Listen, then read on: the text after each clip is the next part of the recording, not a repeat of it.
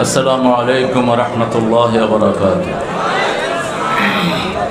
الحمد لله نحمده ونستعينه ونستغفره ونؤمن به ونتوكل عليه ونعوذ بالله من شرور أنفسنا ومن سيئات أعمالنا من يهده الله فلا مضل له ومن يضلل فلن تجد له وليا مرشدا ونشهد أن لا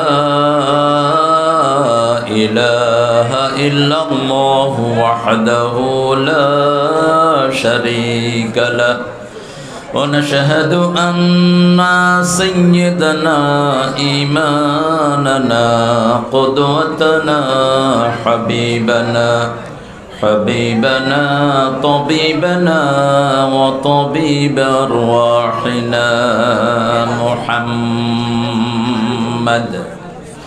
الذي أرسله بالحق بشيرا ونذيرا وداعيا إلى الله بإذنه وسراجا منيرا فقد قال الله تعالى في كلامه المجيد وفرقانه الحميد أعوذ بالله من الشيطان الرجيم بسم الله الرحمن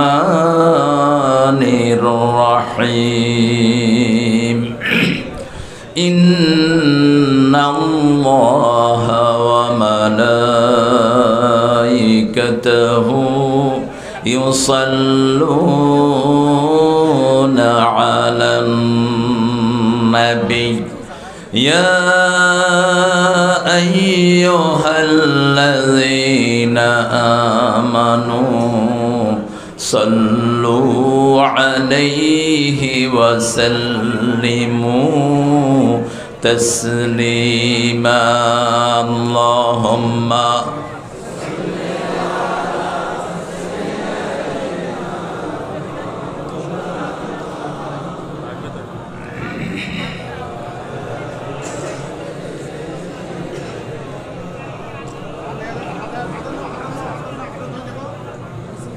কেমন আছেন আপনারা? পুরা বলেন আলহামদুলিল্লাহ রাব্বিল আলামিন। রাসূল সাল্লাল্লাহু আলাইহি সাল্লাম যে দুরূদটা পড়তেন আমরা সেটা পড়ব এখন।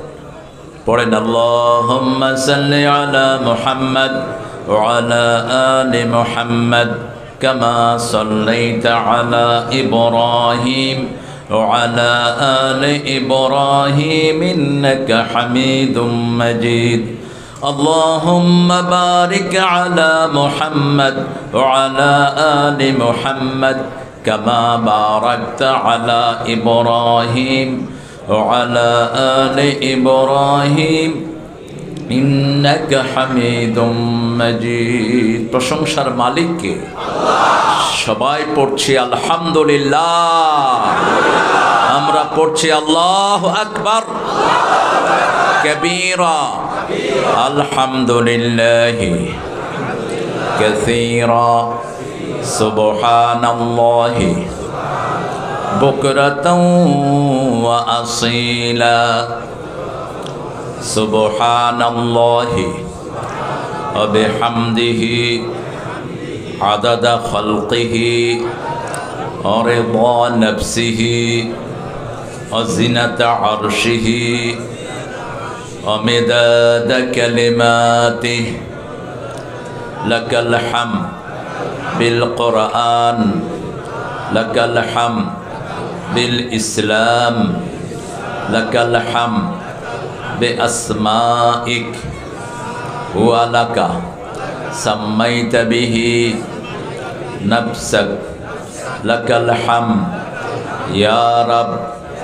কামা ইয়ানবাগি লিজালালি ওয়াজহিক ওয়া আযীমি সুলতানিক। কার প্রশংসা করলাম? এখন আমাদের জিকির করছেন কে? আল্লাহ।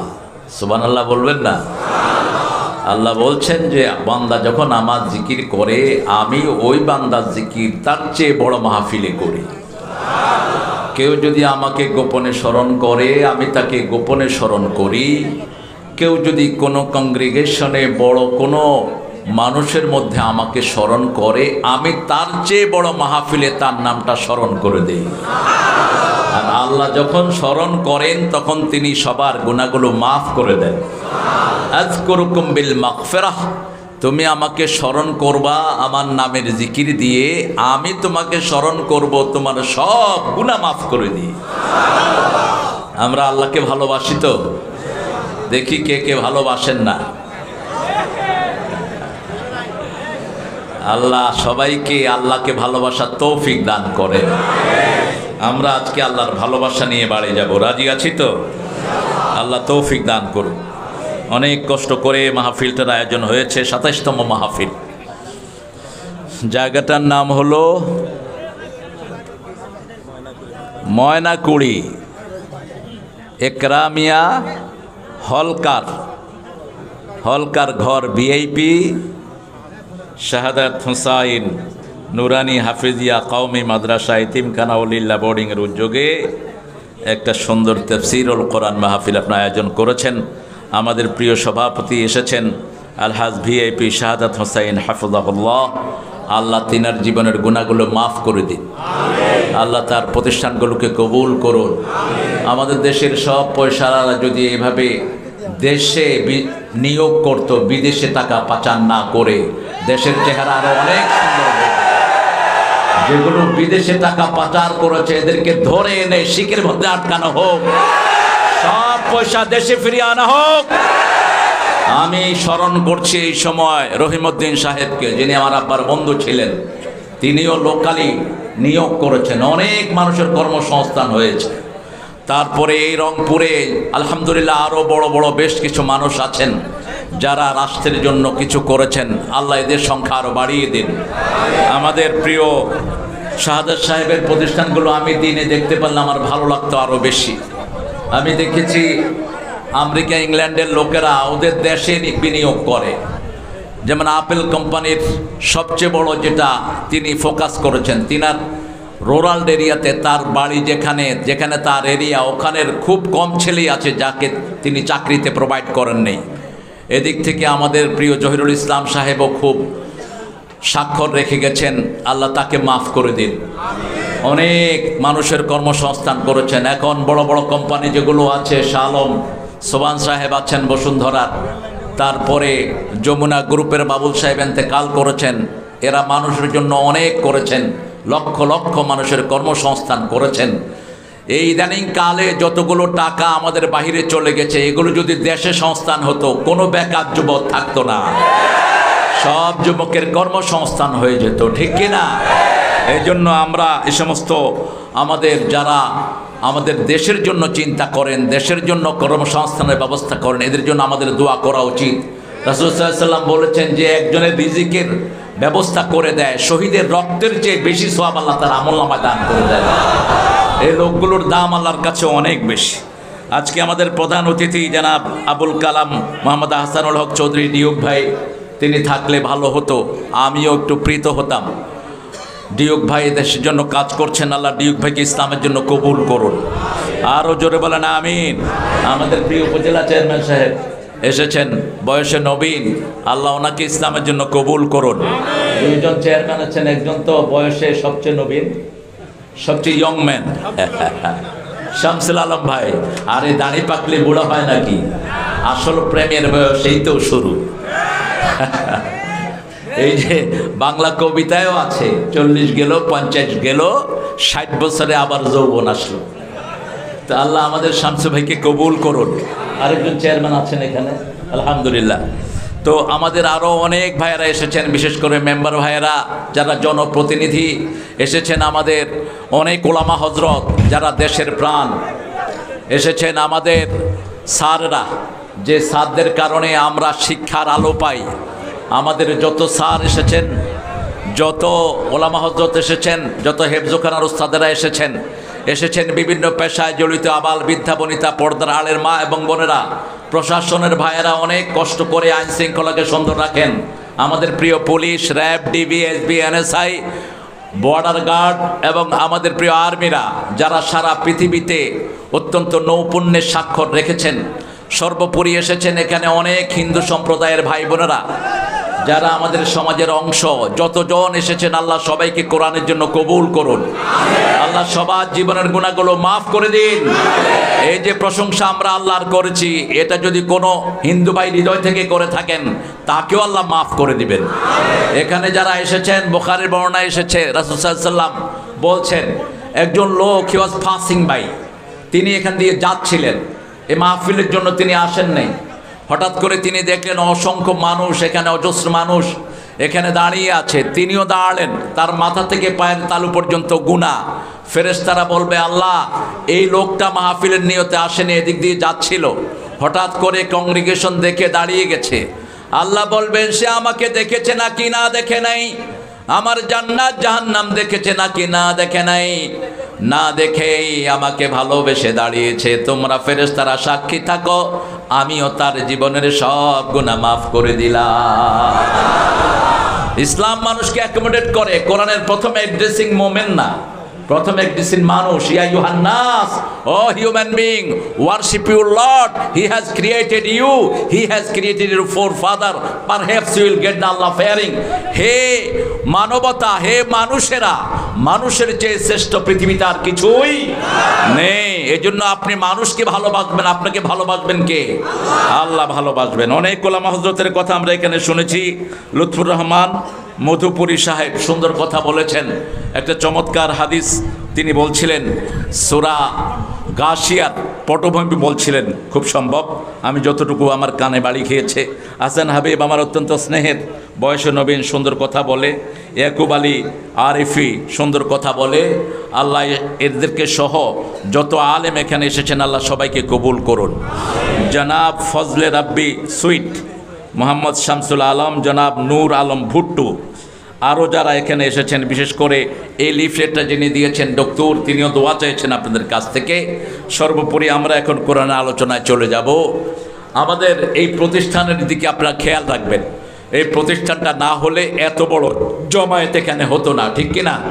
সেজন্য এই প্রতিষ্ঠান যাতে জীবিত হতে পারে সেদিকে আমরা খেয়াল রাখবো। আল্লাহ রাব্বুল আলামিন কোরআন শরীফে 114টি সূরা দিয়েছেন। সর্বশ্রেষ্ঠ সূরা কোনটি বলেন? আরো চিৎকার করে বলেন। কোরআনের মা কোন সূরা? কোরআনের ভিত্তি কোন সূরা? দোয়ার সূরা কোনটা? কোন সূরা দিয়ে রাসূল ফু দিতেন? তাবিজ কবজ গলায় ঝুলাবেন না, হাতে ঝুলাবেন না, ছিঁড়ে নর্দমায় ফেলে দেন। রাসূল এগুলো পছন্দ করতেন না। এখন পুরা মিডল ইস্টে যখনই পুলিশ দেখে কারো হাতে তাবিজ এরকম করে থাবা বেড়ে নিয়ে নেয়। আর আমাদের দেশের কিছু হুজুররা এগুলোর ব্যবসা করে।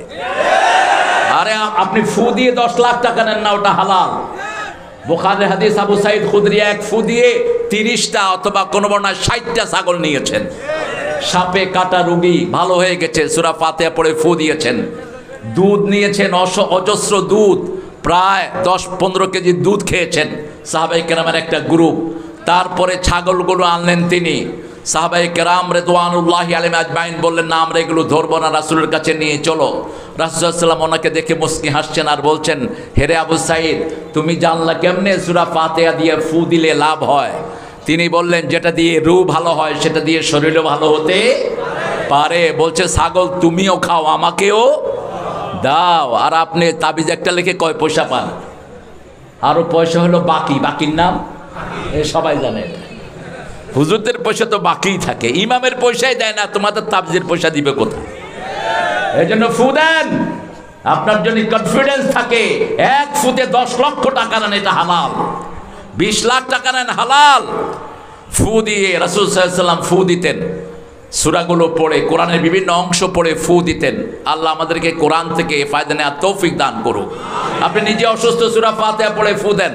ইবনে আব্বাস রাদিয়াল্লাহু আনহু বলছেন, আমি তোয়াফ করছিলাম, suddenly I got that tummy ache, আমার পেটের ব্যথা শুরু হয়েছে। আমি এক গ্লাস পানি নিলাম জমজমের, জমজম তো এমনিই শেফা। এরপরে তিনি পড়লেন সূরাতুল ফাতিহা।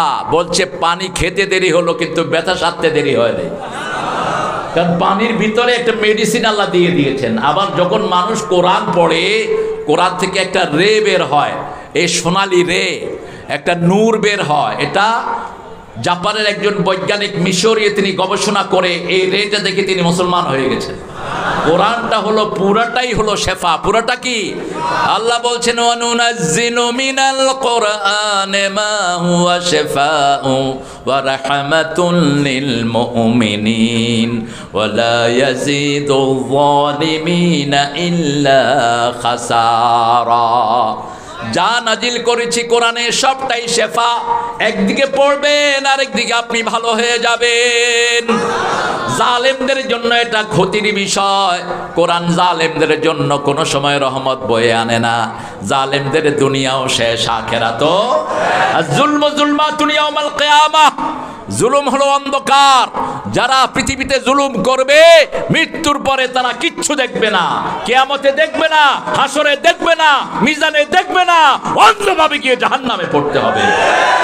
কোনো জুলুম করব না। কারো উপর যদি জুলুম করে থাকি তার থেকে মাপ চেয়ে নেব।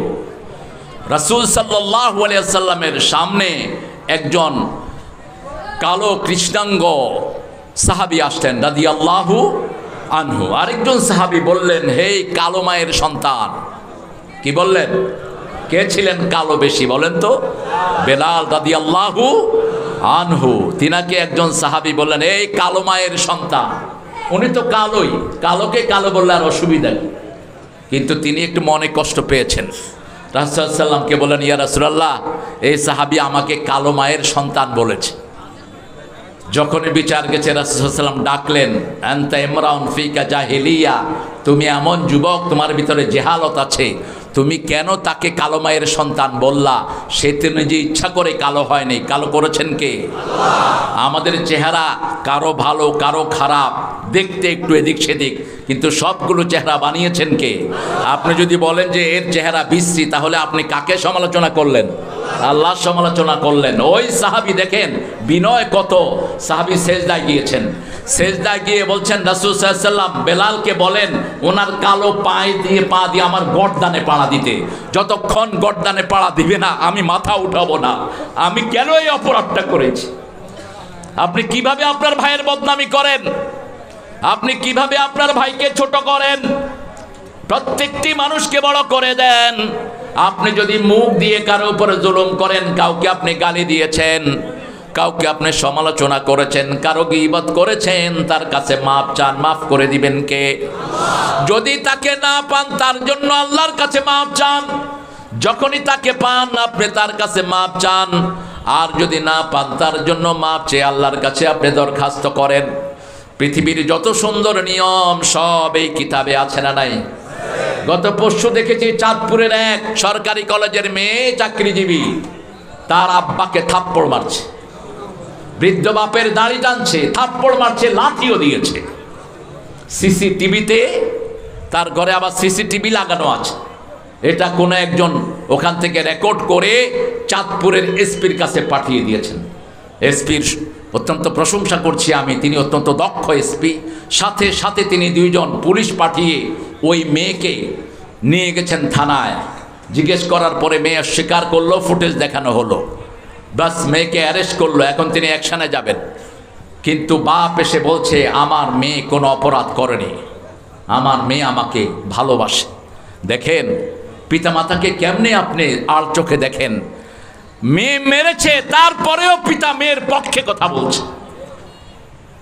এই পিতামাতার প্রতি সম্মান এই কিতাব শিখিয়েছে।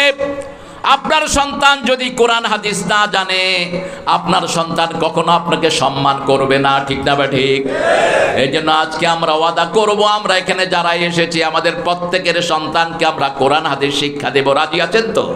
যদি কারা কারা হাত তুলে দেখা দেন, আল্লাহ হাতগুলো কবুল করেন। আরো চিৎকার করে বলেন আমিন। হাতগুলো নামাই। এবার বলেন সবচেয়ে 2 নম্বরের কোন সূরাটি সবচেয়ে দামি কোরআনের?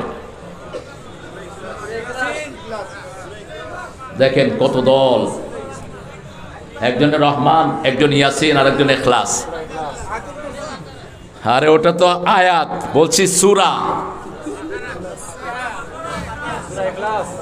আহা, ঝর্ণায় ডুবে থেকে কি জানি পাইল না নুড়ি, কি পাইল না? পানি পাইল না নুড়ি। সূরা ইখলাস। সূরা ফাতিহা কোরআনের অর্ধেক, ইখলাস হলো কোরআনের 1/3 আল্লাহর একাত্মবাদ, তৌহিদ। যারা তৌহিদ মানে তাদের সব ঠিক, জান্নাত ঠিক, দুনিয়া ঠিক, আখিরাতেও ঠিক। আল্লাহর পরিচয় ছোট্ট একটা সূরাতে আল্লাহ দিয়েছেন। কেউ যদি বলে what's the definition of your Allah, তোমাদের আল্লাহর সংজ্ঞা কি, বলবেন 4টা জিনিস। কয়টা? কুল হুয়াল্লাহু আহাদ, বলো আল্লাহ একক, আল্লাহুস সামাদ, মুখাপেক্ষীহীন, তিনি এত উপরে, তার উপরে আর কেউ নাই। তিনি কিছুই খান না, সবাইকে তিনি খাওয়ান। আমাদের সব প্রয়োজন তার কাছে, তিনার কাউকে কোনো প্রয়োজন। লাম ইয়ালিদ ওয়া লাম ইউলাদ, কারো থেকে তিনি জন্ম নেন নাই, কাউকে তিনি জন্ম দেনও নাই। ওয়া লাম ইয়াকুন লাহু কুফুয়ান, আকাশে জমিনে তার সমকক্ষ আর কেউ হতে পারে না। কি চমৎকার সংজ্ঞা, 4টা গুণ। কয়টা? আবার রাসূল সাল্লাল্লাহু আলাইহি ওয়াসাল্লামের নাম কোরআনে এসেছে কয়বার? কথা বলেন। 4 বার এসেছে। সূরা মুহাম্মদে এসেছে, সূরা আল ইমরানে এসেছে, সূরা আহজাবে এসেছে, আর এসেছে সূরা আল ইমরানে।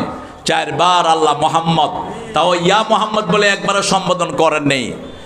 আয়াতের ভিতরে সম্বোধন করেছেন মা কানা মুহাম্মাদুন আবা আহাদিম মির রিজালিকুম ওয়ালাকির রাসূলুল্লাহি ওয়া খাতামান নাবিয়্যিন ওয়া কানা আল্লাহু বিকুল্লি শাইইন আলিমা। রাসূল সাল্লাল্লাহু আলাইহি ওয়াসাল্লাম কোন পুরুষের, স্বাবলম্বী পুরুষের পিতা ছিলেন না। রিজাল বললেন, সিবিয়ান বললেন না। রাসূলের 3টা ছোট্ট বাচ্চা হয়েছে, শিশুকালেই দুনিয়া থেকে আল্লাহ বিদায় করে দিয়েছেন। কেন বিদায় করে দিয়েছেন? এই জন্য প্রত্যেক বড় বড় নবীর সন্তান নবী হয়েছে, ঠিক কি না? ইব্রাহিম আলাইহিস সালামের সন্তান নবী আছেন না নাই? কয়জন? মোট সন্তান ছিল কয়জন ওনার? হায় হায়, কয়জন? 12 জন। হ্যাঁ ঠিক আছে, কয়জন? 12 জন। এর মধ্যে নবী হলেন কয়জন? 2 জন। একজন মা হাজেরার ঘরে, আরেকজন কার ঘরে? সারার ঘরে।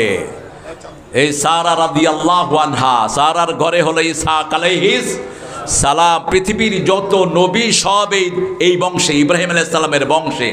এই জন্য কেউ যখন দুরুদ ইব্রাহিম পড়ে, ইব্রাহিম আলাইহিস সালামের নাম দিয়ে দুরুদ পড়ে, সব নবীদের উপর সওয়াব চলে যায়। এটা পরিপূর্ণ একটি দুরুদ, আল্লাহুম্মা সাল্লি আলা মুহাম্মদ ওয়া আলা আলি মুহাম্মদ, এইভাবে পড়বেন। আল্লাহ রাব্বুল আলামিন 4th না 3য় নাম্বার সূরা করলেন সূরা কাউসার। এটা কোরআনের 1/4 যে একবার সূরা কাউসার পড়বে কোরআনের 1/4 সওয়াব পেয়ে যাবে। ধারাবাহিকভাবে 3টা দামি সূরাই আমাদেরকে আল্লাহ উপহার দিয়েছেন। সূরা ফাতিহা পারে না দুনিয়াতে এমন কোন মুসলমান, একজন মুসলমানও নাই এরকম যিনি সূরা ফাতিহা পারেন না। তবে যারা মসজিদে যায় না তাদের মধ্যে গন্ডগোল থাকতে পারে, কিন্তু মসজিদে গেলে এই সূরাটা উপহার দেন কে? আপনি যে কোনো মুসল্লিকে জিজ্ঞেস করেন মসজিদে গিয়েছে, এই সূরা পারে কিনা, পড়তে পারবে কিনা? পারবে। সূরা ইখলাস পারবে কিনা? পারবে। সূরা কাউসার পারবে কিনা? একবার পড়লে মুখস্থ হয়ে যায়। একটা সূরা আল্লাহ রাব্বুল আলামিন দিলেন, সূরাটার নাম হলো সূরা নামল। কি নাম? নামল অর্থ কি বলেন? নমল মানে পিপলা। নূহ আলাইহিস সালামের নৌকায় সর্বপ্রথম যে প্রাণী উঠেছিল ওটার নাম কি? কি নাম? পিপলা। আর সর্বশেষ যে প্রাণীটি ওনার নৌকায় ঢুকেছেন সেই প্রাণীর নাম কি? গাধা। কি নাম? গাধা। দিনের মাহফিলে বলেছিলাম, মনে নাই আপনাদের? মনে থাকে না? গাধার লেজ ধরেছে আবার শয়তান। গাধার অর্ধেক নৌকায় আর অর্ধেক বাহিরে। এখন নূহ আলাইহিস সালাম বলছেন, আল্লাহ গাধা ভিতরে ঢুকতেছে না। তখন গাধাকে বলল, এই গাধা তোমার কি হয়েছে? গাধার কথা, গাধা শিকায়ত করলো, কে জানি পিছের থেকে আমাকে টেনে ধরছে। তো নূহ আলাইহিস সালাম জিজ্ঞেস করলেন, তুমি কে গো? বলছে, আমি মিস্টার ইবলিস। মিস্টার ইবলিস। এখানে অবশ্যই ইবলিস আসে নেই, কি বলেন?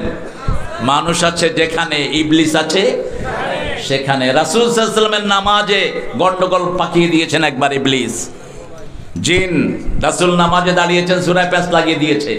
রাসূল গলা ধরে নামাজ শেষ করলেন, শেষ করে বললেন, আমার ভাই সুলাইমান আলাইহিস সালাম যদি দোয়া না করতো আমি তোরে মেরেই ফেলতাম। সুলাইমান আলাইহিস সালামের বরকতে আমি তোকে ছেড়ে দিলাম। এই জন্য 5 ওয়াক্ত নামাজেই রাসূল পড়তেন আউযু বিল্লাহি মিনাশ শাইতানির রাজিম বিসমিল্লাহির রহমানির রহিম। সব নবীরা দুশমন থেকে বাঁচার জন্য আশ্রয় চাইতেন কার কাছে? আল্লাহর চেয়ে বড় আশ্রয় আমাদের আর কেউ নাই। সূরা নমলের ভিতরে আল্লাহ রাব্বুল আলামিন সূরা বাকারার মতো কিছু আয়াত দিলেন। সূরা বাকারায় যেরকম ভাবে নামাজের কথা এসেছে, রোজার কথা এসেছে, যাকাতের কথা এসেছে, হজের কথা এসেছে, শুরুতে আল্লাহ রাব্বুল আলামিন বলছেন কারা হেদায়েত পাবে। আবার সূরা বাকারাও শুরু হয়েছে হেদায়েত দিয়ে, যালিকাল কিতাবু লা রাইবা ফীহি হুদাল লিল মুত্তাকিন। কারা হেদায়েত পাবে? আপনারা হেদায়েত চান তো? দোয়া সারা জীবনের নামাজের একটি সারাংশ, ইহদিনাস সিরাতাল মুস্তাকিম। আমরা হেদায়েত চাই, হেদায়েত ছাড়া কেউ বাঁচতে পারে? সারা পৃথিবীর মানুষ প্রত্যেকটি মুহূর্তে তার হেদায়েত দরকার। কি দরকার? হেদায়েতের আরবি হলো হেদায়াত, আর ইংরেজি হলো গাইডেন্স, আর বাংলা কি? সরল পথ। কি পথ? সরল পথ, সিধা রাস্তা। আল্লাহ বলছেন আমি কাকে হেদায়েত দিই জানো?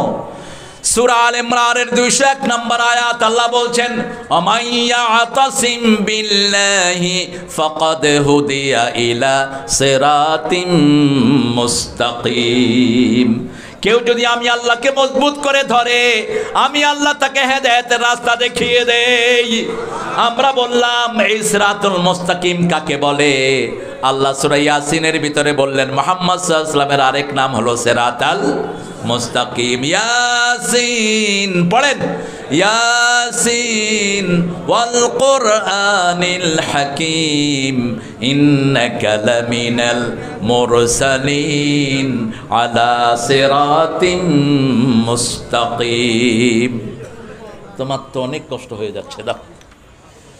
এটা রাসূল করতেন না, এটা হিন্দু, তারপরে আমাদের খ্রিস্টান, এই জাতীয় কিছু জমিদাররা, কিছু মুসলমান জমিদারও আরেকজনকে খাটায়, নিজে উপকার নেয়। এই ছেলেটার বাতাস খাওয়ার দরকার আছে না নাই? তো ও যে আমাকে বাতাস করে ঘামাচ্ছে, ওরে বাতাস করবে কি?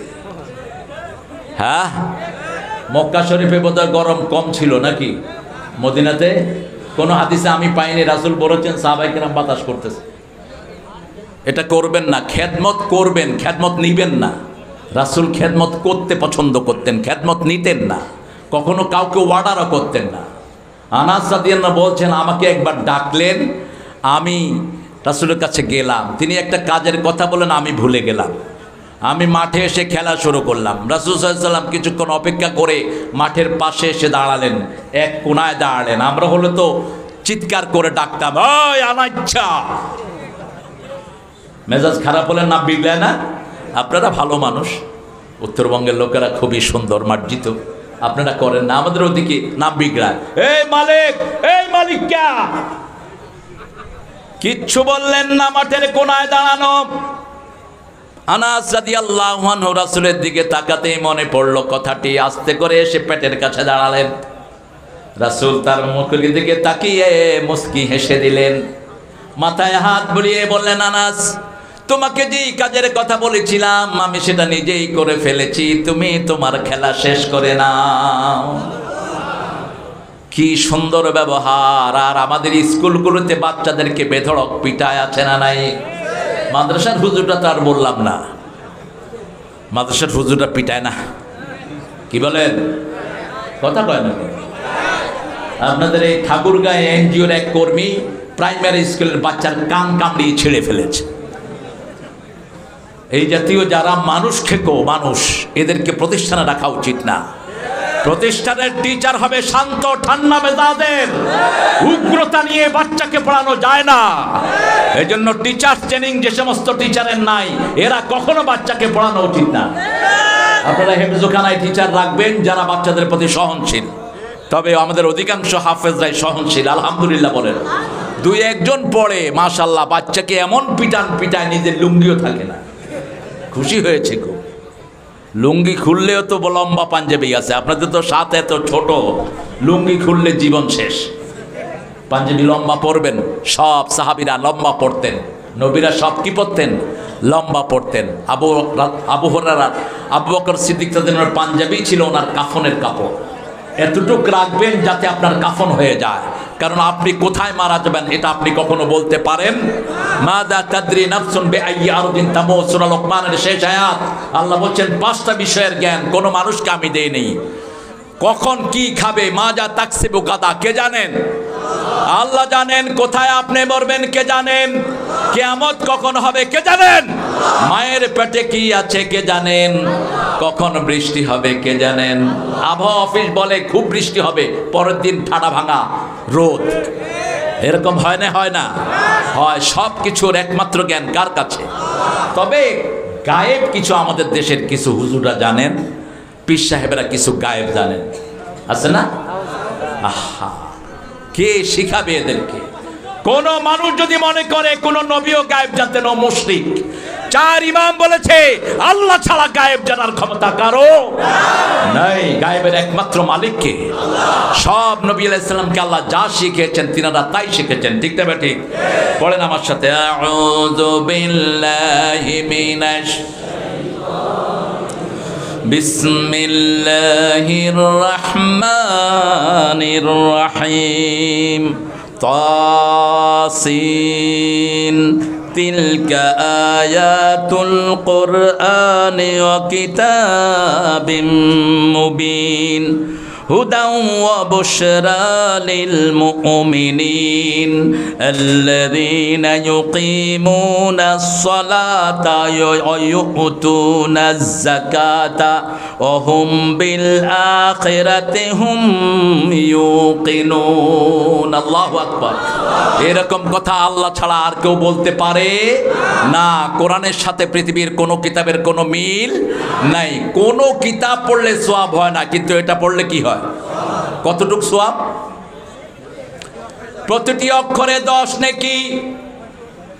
এটার পাশে বসলে সওয়াব, এটার সাথে থাকলে সওয়াব, এটা শুনলে সওয়াব, না বুঝলেও সওয়াব। এক পিতা কোরআন পড়তেন দৈনিক, ছেলেরা দেখতো পিতা কোরআন পড়ছে কিন্তু কোরআনের কিছুই বুঝে না। কোরআন নিয়ে বসে থাকতো পিতা 2 ঘন্টা 3 ঘন্টা 5 ঘন্টা। সন্তানরা বলল, বাবা আপনি তো you don't know the meaning of it, আপনি কিচ্ছু অর্থ জানেন না, আপনি নিয়ে বসে থাকেন কেন? বাপ ছেলেকে বলছে, শোনো, খলই চিনেন তো, ওই যে মাছ ধরে রাখে যে কি বলে এটাকে? হ্যাঁ, কলাই। ওই যে খলাই, এই খলাইয়ের ভিতরে কিছু কয়লা ছিল ওনার ঘরে। তিনি বললেন, বাবা এই খলাইটা করে সাগরের থেকে পানি নিয়ে আসো। এখন খলাইতে যদি আপনি পানি উঠান থাকবে? থাকবে না। বা ছেলেরা বললো, বাবা এটা তো পানি থাকবে না। বলছে, যাও নিয়ে আসো। খলের ভিতরে কি ছিল? কয়লা ছিল। কি ছিল? কয়লা ছিল। 1 দিন গেল, 2 দিন গেল, 3 দিন গেল। যখনই পানিতে চুবায় কয়লা কমে না বাড়ে? কয়লা কমে। 3 দিন পরে পিতার কাছে যখন সন্তান আসলো, বলল, বাবা তুমি এখানে একটা ভুল কাজ করলা। বাবা এবার উত্তর দিচ্ছে, শোনো বাবা, খলের ভিতরে কি ছিল? বলছে কয়লা ছিল। তোমরা যে খলি দিয়ে পানি আনতে গিয়েছো, পানি আসে নাই, কিন্তু খলি পরিষ্কার হয়ে গেছে। আমি কোরআন বুঝি না, কিন্তু কোরআনের থাকার কারণে আমার ভিতরও পরিষ্কার, বাহিরও পরিষ্কার। কোরআন এমন নেয়ামত, যে তার কাছে যায় তাকে বরকত দিয়ে ধন্য করে দেয়। বাংলাদেশে যখন 19 সালে 2019-এ করোনা শুরু হয়, এই করোনা থেকে আমরা নিষ্কৃতি পেয়েছি প্রথম ধাপে এই কোরআনের মাধ্যমে। সরকার প্রথম হেফজোখানাগুলি খুলে দিয়েছেন, মনে আছে কিনা আপনাদের? বলছে সব হেফজোখানাগুলো খোলা। ছোট ছোট মাসুম বাচ্চারা রাত 3টা থেকে উঠে কোরআন শরীফ পড়া শুরু করে, কারণ কোরআন শরীফ মুখস্থ হওয়ার ওটাই হলো শ্রেষ্ঠ সময়। সেই সময় আরশ, আল্লাহ রাব্বুল আলামিন আরশ থেকে প্রথম আকাশে নেমে আসেন আর বলতে থাকেন আলা মিন মুস্তাগফিরিন ফাগফির আলাহ, আলা মিন মুস্তারজিকিন ফারজুকাহ। কে আছো রিজিকের কমতি আছে তাকে রিজিক দিয়ে দেব, কে আছো গুনাহ করেছো মাফ চাও সব গুনাহ মাফ করে দেব। এই শিশুরা এই সময় কোরআন পড়া শুরু করলো, সারা দেশ থেকে করোনা বিদায় হওয়া শুরু হলো। পরবর্তী পর্যায়ে ভ্যাকসিন আসলো, আমাদের দেশ করোনা মুক্ত হয়ে গেল। এত কম ক্যাজুয়ালিটি দুনিয়ার কোনো দেশে হয়নি, আলহামদুলিল্লাহ বলবেন না? আমাদের দেশে মারাত্মক অবস্থা হতে পারত, যতটা থিকলি পপুলেটেড। দেখেন এত অল্প জায়গার ভিতরে কত হাজার হাজার মানুষ আপনারা হাজির হয়েছেন, কিন্তু সেই অনুপাতে আমাদেরকে হেফাজত করে দিয়েছেন কে? সে আল্লাহ বলছেন তাসিন, এই শব্দগুলো আল্লাহ ছাড়া এটার অর্থ আর কেউ জানে না। তিলকা আয়াতুল কিতাব, তিলকা আয়াতুল কোরআন, এগুলো হলো কোরআনের আয়াত। তিলকা বললেন কেন? এই কিতাবটা আমরা যেটা দেখছি এটা হলো কাগজের কিতাব, কিন্তু আসল কিতাবটা কোথায় আছে? লৌহে মাহফুজে। আসল কিতাবটা আল্লাহ প্রত্যেক মুসলমানের স্মরণ শক্তিকে লৌহ মাহফুজের মতো সংরক্ষণ করেছেন। এমন জায়গায় কোরআন থাকে পৃথিবীর সব মেশিনে আপনার সারা শরীরের সব সমস্যা আসবে, কিন্তু একটা কোরআনে এত ধরা পড়বে না। কিভাবে সংরক্ষণ করেছেন? আবার আল্লাহ বলছেন এইভাবেই সংরক্ষণ নয়, আমার কিতাব যারা সংরক্ষণ করবে আমি আল্লাহ কিয়ামত পর্যন্ত তাদেরকে সংরক্ষণ করে দেব। ইন্না নাহনু নাযালনা যিকরা ওয়া ইন্না লাহু লাহাফিজুন। আমি জিকির নাজিল করেছি, এই জিকির তোমরা পড়বা, ব্যবসায় পড়বা, বাণিজ্যে পড়বা, ঘরে পড়বা, বাহিরে পড়বা, যখনই তোমাদের কিছুর দরকার তখনই এই কোরআন পড়বা। তাহলে এই কোরআন তোমাদেরকে হেফাজত করে দিবেন। হেফাজতের দায়িত্ব নিয়েছেন কে? আল্লাহ এটার দুটি পরিচয় দিচ্ছেন, কিতাবুম মুবিন। এটা হলো কিতাব। কিতাব মানে কি? কিতাব মানে কি বলেন তো? বই। কিতাব মানে বই। আমরা যেখানে যা কিছু করি সব কিতাব। যেমন সিনেমা হলে ছেলেরা যে সিনেমা দেখতো আগে, এখন আপনারা দেখেন না, এখন তো হাতে হাতেই সিনেমা আছে আল্লাহর রহমতে। হাতে হাতে আছে না? নাউজুবিল্লাহ করলেন কেন? মোবাইলের ভিতরে কি আছে? ফেসবুক দেখে যারা ঘুমান অধিকাংশ ইমান হারা হয়ে ঘুমানোর সম্ভাবনা, কারণ ফেসবুকে অল্প জিনিস ছাড়া অধিকাংশ খারাপ জিনিস, ঠিক কিনা? টিকটকের ভিতরে এত নষ্ট জিনিস যেগুলো দেখলে শয়তানেরও মাথা খারাপ হয়ে যায়, যে আমি তো এত বড় শয়তান হতে পারিনি, এগুলো যত বড় জঘন্য শয়তান হয়েছে। ফেসবুক আপনারা মোবাইল হাতের ভিতরে রাখছেন, এটাও একটা বই। প্রত্যেকটি মুহূর্তে আমরা যেই কাজগুলো করি এটা কি বই? আল্লাহ রাব্বুল আলামিন বলছেন কিয়ামতের ময়দানে যার ডান হাতে আমি বই দিয়ে দেব তাকে আমি আল্লাহ বিনা হিসাবে মাফ করে দেব। আম্মা মান উতিয়া কিতাবাহু বিয়ামিনিহি ফাসাউফা ইউহাসাবু হিসাবান ইয়াসীরা ওয়া ইয়ানকালিবু ইলা আহলিহি মাসরুরা। কার কথা? যাকে আমি ডান হাতে আমলনামা দিয়ে দেব, বিনা হিসাবে আমি তাকে জান্নাত দিয়ে দেব। রাসূল সাল্লাল্লাহু আলাইহি ওয়াসাল্লাম এখান থেকে আয়াত নিয়ে দোয়া করতেন, পড়েন আল্লাহুম্মা হাসিবনি হিসাবান ইয়াসীরা। এটাকে ব্যাখ্যা করলেন আমাদের জাতীয় কবি, চিনেন তো? কি নাম? রোজ হাসরে আল্লাহ আমার করোনা বিচার, আল্লাহ করোনা বিচার, বিচার চাহে না তব দয়া চাহে এ গুনাহগার, আল্লাহ করোনা বিচার। বিচার যদি করবে কেন রহমান নাম নিলে, ও নামের গুণে তরিয়ে যাব, কেন এ ধ্যান দিলে। দিন ভিখারি হয়ে আমি ভিক্ষা যে দিন চাইব স্বামী, সেদিন শূন্য হাতে ফিরিয়ে দিতে পারবে না গো আর, আল্লাহ করোনা বিচার, আল্লাহ করোনা বিচার, বলেন আমিন। সবচেয়ে বেশি দোয়া করবেন সেজদায়। কখন? সেজদায়। আকরাবুল আবদু ইনদা রাব্বিহি হুয়া সাজিদ, মুসলিম শরীফের বর্ণনা। বান্দা যখন সেজদায় যায় আল্লাহর মধ্যে তার মধ্যে কোনো পর্দা থাকে না, সবচেয়ে বেশি আল্লাহর নিকটে চলে যায়। রাসূল সাল্লাল্লাহু আলাইহি ওয়াসাল্লাম বলছেন ফাকসিরুদ দুআ, এই সেজদায় তোমরা বেশি করে দোয়া করো। মা আয়েশা বলছেন রাসূল সাল্লাল্লাহু আলাইহি ওয়াসাল্লাম কখনো কখনো এত লম্বা সেজদা দিতেন, জানান্তু কাবাদাত রূহা, আমি ধারণা করতাম তিনি সেজদায় মারা গিয়েছেন। আমি তার পায়ের আঙ্গুলে চিমটি খেতাম, তিনি পা নাড়াতেন, তখন আমার মনে হতো রাসূল সাল্লাল্লাহু আলাইহি ওয়াসাল্লাম এখনো দুনিয়ায় জীবিত। তিনি একবার সেজদায় গিয়ে কাঁদছেন আর বলছেন আল্লাহুম্মা হাসিবনি হিসাবান ইয়াসীরা। মা আয়েশা রাদিয়াল্লাহু আনহা শুনে বললেন ইয়া রাসূলুল্লাহ গফিরা লাকা মা তাকাদ্দামা মিন যামবিকা ওয়া মা তাআখার, আপনার আগের পরের সব গুনাহ আল্লাহ মাফ করে দিয়েছেন। সূরা ফাতিরের শুরুতে আল্লাহ সেই সুসংবাদ রাসূলকে দিয়েছেন। কেন আপনি এত কষ্ট করে করে আপনি সেজদায় থাকতে থাকতে আপনার চোখ ফুলে যায়, চোখের পানিতে দাড়ি মোবারক ভিজে যায়, দাঁড়িয়ে থাকতে থাকতে পায়ের গোড়ালি ফুলে যায়, কেন এত কষ্ট করে করে আপনি আল্লাহর কাছে মাপ চান? তিনি মুস্কি হেসে বলছেন আয়েশা রে, আমি কি আল্লাহর কৃতজ্ঞ গোলাম হব না? কৃতজ্ঞতা প্রকাশের জন্য এইভাবে আমি আল্লাহর কাছে মাপ চাই। বলছে আপনার তো সব গুনাহ মাপ। রাসূল সাল্লাল্লাহু আলাইহি ওয়াসাল্লাম বলছেন আল্লাহ আমাকে মাফ করে দিয়েছেন, সেটা আমি জানি। আল্লাহ যেন কিয়ামতের ময়দানে বিনা হিসাবে আমার উম্মতকেও মাফ করে দেন, সেই জন্যই আমি দোয়া করতে থাকি। জিবরাইল আমিন আলাইহিস সালাম আসলেন রাসূলের ওফাতের সময়। মা আয়েশা সিদ্দিকার বাইনা জহরিহি ওয়া হিজরি, এখানে রাসূলের মাথাটা শোয়া। রাসূল সাল্লাল্লাহু আলাইহি ওয়াসাল্লাম অসম্ভব জ্বরে ভুগছেন, প্রচন্ড জ্বর। মা ফাতেমা রাসূল সাল্লাল্লাহু আলাইহি ওয়াসাল্লাম মাথার পাশে হঠাৎ করে একটা অপরিচিত লোক আসলো, রাসূলের সাথে দেখা করতে চাইলো সাল্লাল্লাহু। মা ফাতেমা বললেন আপনি আব্বাকে ডিস্টার্ব করেন না, আপনার কষ্ট হচ্ছে। রাসূল সাল্লাল্লাহু আলাইহি ওয়াসাল্লাম জিজ্ঞেস করলেন ফাতেমা কাকে সরিয়ে দিয়েছো? বলছে লোকটাকে আমি চিনি না, আমি লোকটাকে চিনি না। বলছে তুমি দেখো তিনি আগে কখনো এসেছেন কিনা। কয় না আগে কখনো ওনাকে দেখে নেই। রাসূল সাল্লাল্লাহু আলাইহি ওয়াসাল্লাম বুঝলেন, বলছে ওনার সাথে আর কেউ আছে নাকি? কয় না। তিনি খুঁজতে লাগলেন জিবরাইল আমিন আলাইহিস সালামকে। আকাশে তিনি অপেক্ষায় আছেন। তিনি জবাব দিয়েছেন ইয়া রাসূলুল্লাহ আপনার শিয়র গিয়েছে মালাকাল মউত।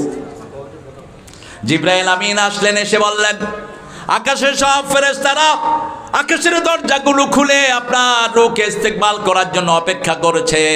স্বয়ং আল্লাহ রাব্বুল আলামিন আপনার অপেক্ষায় আছেন। রাসূল সাল্লাল্লাহু আলাইহি ওয়াসাল্লাম ওনার জন্য বলা হলো জান্নাতের সবগুলো দুয়ার আপনার জন্য খুলে দেওয়া হয়েছে। চলে যাবেন কেন? হ্যাঁ এই দেখি মাদ্রাসার ইয়া কই, দেখি চেয়ারম্যান কি দিবে ঘোষণা নেন।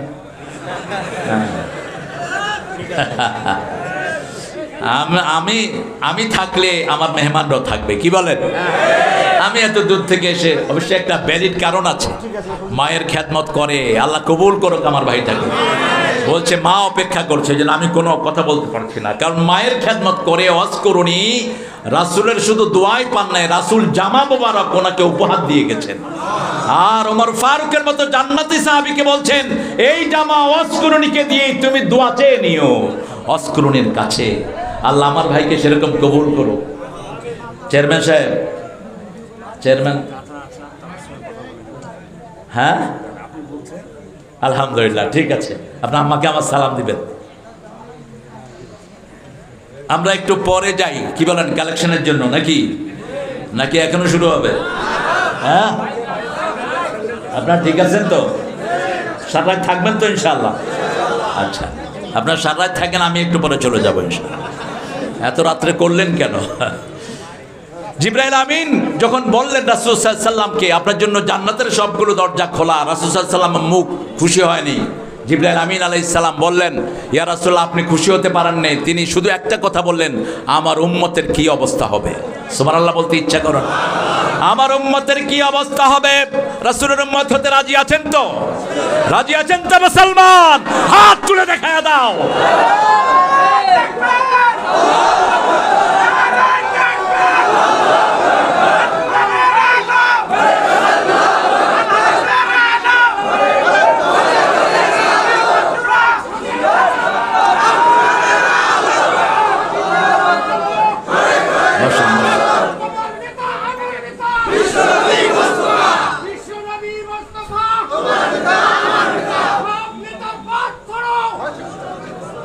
বিশ্বনবীর পথ ধরো। আলহামদুলিল্লাহ। দেখেন আমাদের দেশ এত সুন্দর একটা দেশ, এই দেশেও রাসূলের বিরুদ্ধে কথা বলে এরকম বেয়াদব আছে না নাই? ও যেটা কথা বলছে ইদানিং কালে, ও যেন বাংলাদেশে ঢুকতে না পারে। তুমি মনে রাখো, বাংলাদেশে তসলিমা নাসরিন জীবনেও ঢুকতে পারবে না। দাউদ হায়দারের মতো বেয়াদবের জায়গা বাংলাদেশে হয় নাই। রাসূলের বিরুদ্ধে যারাই কথা বলবে, বাংলাদেশের মাটি তাদের জন্য হারাম করে দেওয়া হবে। আমরা রাসূলের উম্মত হয়ে বাঁচতে রাজি আছি তো? 5 ওয়াক্ত নামাজ পড়তে রাজি আছেন তো? পিতা মাতার সম্মান করতে রাজি আছেন তো? প্রতিবেশীর হক দিতে রাজি আছেন তো? সব ভালো যেখানে আমার নবী পৃথিবীর যতগুলো ম্যানার তিনি শিখিয়েছেন, সুবহানাল্লাহ বলে। তিনি মলিন মুখ বলছে আমার উম্মতের অবস্থা কি? জিবরাইল আমিন আলাইহিস সালাম বললেন, আল্লাহ রাব্বুল আলামিন ওয়াদা দিয়েছেন আপনার উম্মতদেরকে সবার আগে জান্নাত দিয়ে দিবে। আপনার কোন উম্মতকে জান্নাত ছাড়া আল্লাহ রাখবেন? রাসূলের উম্মত হতে হবে। রাসূলের উম্মত যারা হবে তাদের কথা আল্লাহ সূরা ফাতিরের শেষ আয়াতে বলছেন, যারা রাসূলের সাথে থাকতে চায় 3টা কাজ করবে। কয়টা? মুহাম্মাদুর, পড়েন, মুহাম্মাদুর রাসূলুল্লাহ ওয়াল্লাযীনা মাআহু আশিদ্দাউ আলাল কুফফারি রুহামাউ বাইনাহুম তারাহুম রুকআ সুজদান ইয়াবতাগুনা ফাদলাম মিনাল্লাহি ওয়া রিদওয়ানা সিমাহুম ফি উজুহিহিম মিন আসারিস সুজুদ। আল্লাহু আকবার। আপনাদের ঘুম আসতেছে না? একটু জোরে বলেন আল্লাহু আকবার। আল্লাহু আকবার। এটার চেয়ে বড় অস্ত্র আমাদের একটাও, তোমরা জানবা আনো, আমরা আল্লাহু আকবার বলে ময়দানে নামবো, ঠিক কি না? অস্ত্র চালানোর সময় পাবা না, তার আগে হাত অবশ হয়ে যাবে। বলেন আল্লাহু আকবার। মুহাম্মাদুর রাসূলুল্লাহ। মুহাম্মদ কার রাসূল? কে বলছেন? কে বলছেন? যত জায়গায় মোহাম্মদ বলেছেন, 3 জায়গায় আল্লাহ বলেছেন মোহাম্মদ আমার রাসূল। এক জায়গায় বলেছেন আমিনু বিমা নুজিলা আলা মুহাম্মদ, মুহাম্মদের উপর যা নাজিল করেছি সবটার উপরে ঈমান আনো। সুবহানাল্লাহ। সূরা মুহাম্মদ এটা বললেন। আর 3 জায়গায় বললেন মুহাম্মাদুর রাসূলুল্লাহ, মা কানা মুহাম্মাদুন আবা আহাদিম মির রিজালিকুম ওয়ালাকিন রাসূলুল্লাহি ওয়া খাতামান নাবিয়্যিন। আবার বলেছেন সূরা আল ইমরানে, ওমা মুহাম্মদ ইল্লা রাসূল কাদ খালাত মিন ক্বাবলিহি রসুল। মোহাম্মদ ছিলেন রসুলদের অন্তর্ভুক্ত। কেন রাসূলকে বারবার রাসূল বলে সার্টিফিকেট দিচ্ছেন? কারণ ইহুদিরা বলল মুহাম্মদ সাল্লাল্লাহু আলাইহি ওয়াসাল্লাম রাসূল ছিলেন না। নাউজুবিল্লাহ বলেন। ইহুদিরা প্রচার করছে, ইহুদিদের ভাঙন শুরু হয়েছে, মুসলমান ইসরায়েলিতে ঢুকে পড়েছে। যে কোনো সময় এই ইসরায়েল মুসলমানদের হাতে আসবে। রাসূলের ভবিষ্যৎবাণী কিচ্ছু করতে পারবা না। সারা পৃথিবীর সবচেয়ে সুরক্ষিত দেশ তোমরা বানিয়েছো, কিন্তু মুসলমানদেরকে সুরক্ষা করে না আল্লাহ। যখন তারা ওই যে গ্রেনেড হামলা করলো, দেখতেই পারলো না তাদের এই সুরক্ষা, কোন রাডারে ধরা পড়লো না। 20 মিনিটে মুসলমান 7000 ক্ষেপণাস্ত্র ফেলেছে ইসরায়েলের ভিতরে। ক্যাজুয়ালিটির সংখ্যা মাত্র 600। কিন্তু ইহুদিরা স্বীকার করে না, ইহুদিরা মিথ্যুক। যে যার হুকুমে মুসলমানদের উপর আক্রমণ হতো, মুসলমানরা ভিতরে ঢুকে ওই জানোয়ারটাকে ধরে গাজায় নিয়ে আসছে। দেখলাম তার হাতে বিভিন্ন রকমের অস্ত্র দিয়ে তাকে শাসানো হচ্ছে, তাকে শায়েস্তা করা হচ্ছে। মুসলমান যখনই আল্লাহর উপরে তাওয়াক্কুল করে বের হয়, মুসলমানদের রাস্তা সুগম করে দেন কে? আরো জোরে বলেন। গতকালকে উচ্চ আওয়াজে বাইতুল মুকাদ্দাসে মুসলমান আযান দিয়েছে, আলহামদুলিল্লাহ। অচিরেই মুসলমানদের সুদিন আসছে। আফগানিস্তান টাকা পয়সার দিক থেকে অগ্রসর হয়ে গেছে, যুদ্ধ বিধ্বস্ত দেশ। আগে 120 আফগানি হলে $1 পাওয়া যেত। অল্প দিনের ইসলামী আইনের ভিতরে এখন 76 আফগানি টাকা দিলেই ডলার পাওয়া যায়। পৃথিবীর সব টাকাদের মধ্যে আফগানিস্তান এখন 3 নম্বরে চলে এসেছে। এত তাড়াতাড়ি তাদের ডেভেলপমেন্ট হয়েছে। তাদেরকে জিজ্ঞেস করা হলো, how did you develop your economy? তোমরা তোমাদের এই অর্থনীতিকে কিভাবে ডেভেলপ করলা? তারা বলল আমরা চুরি বন্ধ করে দিয়েছি। দেশ থেকে কোনো টাকা বাহিরে যায় না, প্লাস ইন্টারনেটে কোনো ভুয়া ব্যবসা আমরা করতে দেই না। এই দুইটা বন্ধ করার কারণেই তাদের প্রবৃদ্ধি বেড়ে গেছে। আমাদের দেশে যদি এই দুইটা করা হয়, আমাদের দেশ পৃথিবীর শ্রেষ্ঠ মানিতে পরিণত হবে। আমাদের দেশ শেষ করেছে চোরগুলো, ডাকাতগুলো, ঠিক কিনা? আমাদের দেশ সোনার দেশ। কি হয়েছে? মাশাআল্লাহ, আলহামদুলিল্লাহ বলেন। আমাদের উপজেলা চেয়ারম্যান, আল্লাহ তাকে বরকত দান করুন। কত দিলে আপনারা খুশি হন বলেন তো? হ্যাঁ, আপনাদের লোকেরা কত ভালো। কত?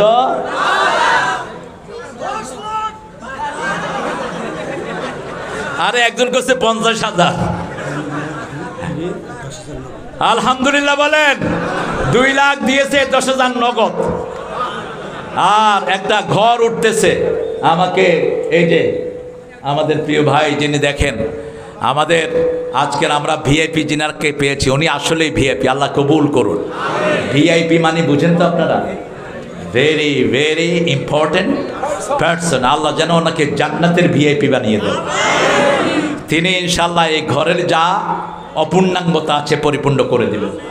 হয়তো 5-6 লাখ লাগতে পারে, এরকম একটা লামসাম হবে ইনশাআল্লাহ, তিনি দিয়ে দিবেন। আর বাকিটা আপনারা দিবেন। আপনারা যত ভাই বোনেরা এসেছেন 10 টাকা করে দিলেও এই মাদ্রাসার আগামী 5 বছরে খাওয়া হয়ে যাবে। দিবেন তো? কত? আচ্ছা, একটা বিড়ি কত? বিড়ি ওই যে যেটার পিছনে কি জানি লাগানো থাকে, ফিল্টার। এই ফিল্টার বিড়ি খায় রিকশাওয়ালারা এখন। হ্যাঁ না, কিরে? কয় স্যার কষ্ট তো করি, একটু ফিল্টার না খেলে মন ভরে না। হ্যালো, তুই ফিল্টারের বাদ দিয়া তুই একটা কলা খেতে পারস না? তুই রিক্সা চালায় যদি একটা কলা খাতি, তুই আঙ্গুল দিয়ে ঠেলা দিলে পুলিশ উড়ে যেত। কারণ রিক্সাওয়ালাদের মতো ভালো শরীর দুনিয়ার কোনো বীরেরও নেই। এই যে সারাদিন এই যে এরকম করে রিক্সা চালায়, এদের শক্তি সবচেয়ে বেশি হয়। কিন্তু 2 ঘন্টা রিক্সা চালায়া 15 মিনিট ব্যাস হাড্ডির ক্যালসিয়াম শুকায়া এরপরে বুড়া বয়সে শরীরে এরকম করে। কলা খাও, সস্তা না মাঙ্গা। জান্নাতের প্রথম খাওয়া কি বলেন তো? না, প্রথম খাওয়া বড়ই। প্রথম কি? বড়ই। কোন সূরায় আছে? সূরা ওয়াকিয়া, ফি সিদরিম মাখদুদ ওয়া তালহিন মানদুদ। কান্দি কান্দি বড়ই খাবেন। কেন বড়ই খাবেন? বড়ের ভিতরে রোগ প্রতিরোধ ক্ষমতা সবচেয়ে বেশি, বড়ই ফুলের দাম সবচেয়ে বেশি, বড়ই মধুর দাম সবচেয়ে বেশি। সিডর বলা হয়, সিদরাতুল মুনতাহা। আবার এই বড়ই গাছের মতো একটা গাছই আল্লাহর আরশের নিচে আছে, 7 আসমানের উপরে। সেই গাছের পাতার ভিতরে প্রত্যেকটা মানুষের নাম লেখা আছে। তার যখন হায়াত শেষ হয়ে যায় 40 দিন আগে ওই গাছ থেকে পাতাটা ছিঁড়ে তার রিজিকের উপর পড়ে যায়। বাস জিব্রাইল আমিন আলাইহিস সালাম, ওই যে ফেরেশতা যিনি মালাকাল মউত, ওনাকে আজরাইল হিসেবে আমরা চিনি, হাদিসের নাম এটা না। এই মালাকাল মউত তখন টের পায় যে ইনার হায়াত শেষ হয়ে আসছে, কিন্তু কখন জান কবজ করবে এটা একমাত্র কে জানেন? কে জানেন? এক মুহূর্ত আগেও এই মালাকাল মউতের জানার কোনো ক্ষমতা সব আল্লাহর কাছে রেখেছেন। নির্দেশ দেওয়ার সাথে সাথেই কোন বলার আগেই ফায়াকুন হয়ে যায়। আমরা যেন নেককার হিসাবে দুনিয়া থেকে যেতে পারি, আল্লাহ তৌফিক দান করেন। প্রথম খাবেন বড়ই, তারপরে খাবেন কি? কলা, তারপরে ছায়ায় বসবেন, তারপরে পানি খাবেন। আমাদের হিন্দু শাস্ত্রে একটা কথা আছে, ভরা পেটে আর খালি পেটে মিথ্যা কথা। এটা কোরআন বিরোধী কথা। কোরআন বলছে খালি পেটে ফল, ভরা পেটে আগে ফল খাবেন। গোস্তের আগে ফল, আগে কি? ফল। ফাকিহাতিম মিম্মা ইয়াতাখায়্যারুন ওয়া লাহমি তায়রিম মিম্মা ইয়াশতাহুন ওয়া হুরুন আইন কামসানিল লুলুইল মাকনুন জাযাআম বিমা কানু ইয়ামালুন। তোমরা আগে ইচ্ছা মতো ফল খাও, তারপরে গোস্ত খাও, তারপরে আমি আল্লাহ তোমাদের জন্য হুরের ব্যবস্থা করে দিয়েছি। হুরের বর্ণনা যদি জানেন, দুনিয়ার নারীদেরকে পেতনিও মনে হবে না। হুর এত রূপ আল্লাহ তাদেরকে দিয়েছেন। হুরের হাতে যে রুমাল, এই রুমাল যদি দুনিয়াতে একবার নেড়ে দেয়, রাসূল সাল্লাল্লাহু আলাইহি ওয়াসাল্লাম বলছেন সারা দুনিয়ায় আর কোনোদিন কোনো দুর্গন্ধ হবে না, সুঘ্রাণে সব ভর্তি হয়ে যাবে। হুরদের নখে যেই সৌন্দর্য, নখটা যদি পৃথিবীর কোনো কর্নারে এরকম দিয়ে রাখে সারা পৃথিবী আর কখনো অন্ধকার হবে না, এত নূর আল্লাহ তাদেরকে দান করেছেন। এক একজন মুসলমানের জন্য কয়জন হুর? কয়জন? 70। হ্যাঁ 70 কেন?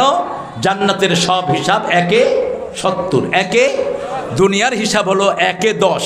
মানজা আবিল হাসানা ফালাহু আশারু আমসালিহা, যে একটা ভালো কাজ করবে 10টা নেকি আল্লাহ তাকে দান করবেন। কিন্তু জান্নাতের হলো একে 70, একে কি 70। সে আল্লাহ রাব্বুল আলামিন বলছেন, এই কিতাবকে আমি তোমাদের জন্য প্রকাশ্য বানিয়েছি, প্রথম বানিয়েছি হুদা হেদায়াত ও বুশরা লিল মুমিনিন, মুমিনদের জন্য এটা সুসংবাদ। সুসংবাদ হবে তখন যখন তারা নামাজ কায়েম করবে। আল্লাযীনা ইউকিমুনাস সালাতা ওয়া ইউতুনাজ যাকাতা ওয়া হুম বিল আখিরাতি হুম ইউকিনুন। আল্লাহু আকবার। কি সুন্দর কথা! একই কথা বললেন সূরা বাকারার শুরুতে, الذين يؤمنون بالغيب ويقيمون الصلاة ومما رزقناهم ينفقون والذين يؤمنون بما أنزل إليك وما أنزل من قبلك وبالآخرة هم يوقنون। الله أكبر। আখিরাতের প্রতি ইয়াকিন রাখবেন। ইয়াকিন কাকে বলে? আইনুল ইয়াকিন, ইলমুল ইয়াকিন, হাক্কুল ইয়াকিন, তিনটা ধাপ আছে ইয়াকিনের। সূরা তাকাসুরের ভিতরে আল্লাহ দুটির কথা বলেছেন, সুম্মা লাতারাউন্নাহা আইনাল সুম্মা লাতুসআলুন্না ইয়াওমাইদিন আনিন নাঈম। সব নিয়ামত সম্পর্কে প্রশ্ন করবেন কে? যেমন আমাদের দেশে পানি, আপনাদের এখানের পানিগুলো যে কি সুন্দর পানি। আমি ওনার ওই যে ইটের ভাটাতে, কিসের ভাটা, যত মাদ্রাসায় ইট লাগবে সব এখান থেকে নেবেন, অভাব হবে না। দানে কখনো কমে না, দানে কি হয়, বাড়ে। আল্লাহ বলছেন কামাসালে হাব্বাতিন আম্বাতাস সাবআ সানাবিল, সূরা বাকারা। দানটা হলো এরকম, যেমন ধানের একটা গাছ রুকলে 7টা ডালা বের হয়, প্রত্যেকটা ডালাতে 100টা করে দানা হয়, তাহলে 7 দানা থেকে এক দানা থেকে কয়শো দানা হলো? 700 দানা হলো। ঠিক যে 1 টাকা আল্লাহর রাস্তায় দিবে, একটা ইট দিবে, আমি দুনিয়াতে কমসে কম 7টা ইট তাকে বাড়িয়ে দেব। এটা শুধু দুনিয়ায় না, আখিরাতেও দেব। আখিরাতে ইটের দরকার নাই, সেখানে ইটের পরিবর্তে আল্লাহ জান্নাত দান করে দিবে।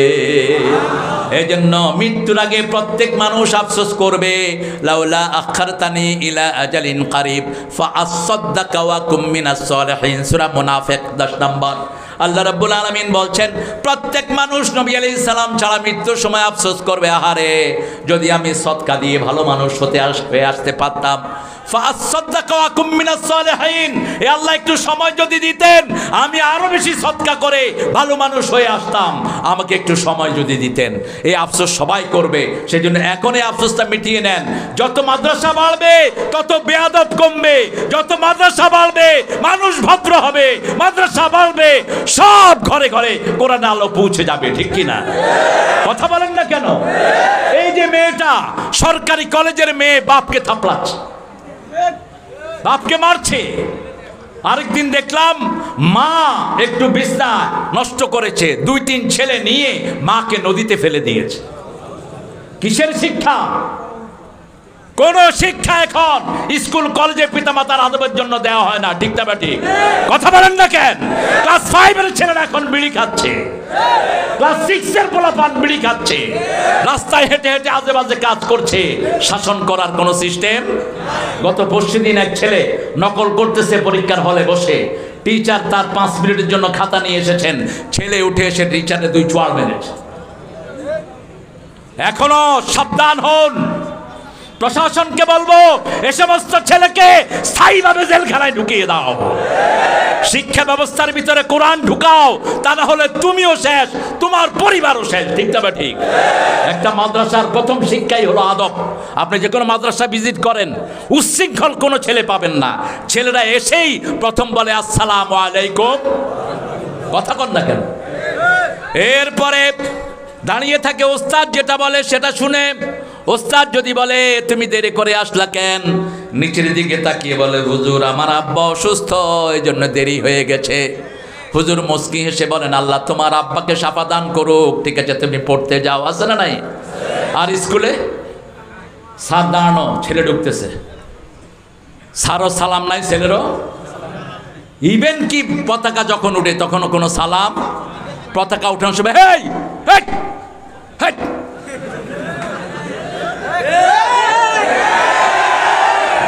এখন আমি অনেক দিন আগে আমার গাড়িওয়ালাকে নিয়ে, আমার গাড়িকে নিয়ে গেছি একটা স্কুলের, ওই যে অ্যাসেম্বলি চলতেছিল, তো আমি গাড়ি থেকে নেমে গেছি, ড্রাইভার দেখেছি ঝিমাচ্ছে, যখন হেই করে উঠছে লাভ দিয়ে উঠছে। তাহলে কিরে তুই লাভ দিলি কেন? কয় স্যার এরা হেই করে উঠছে।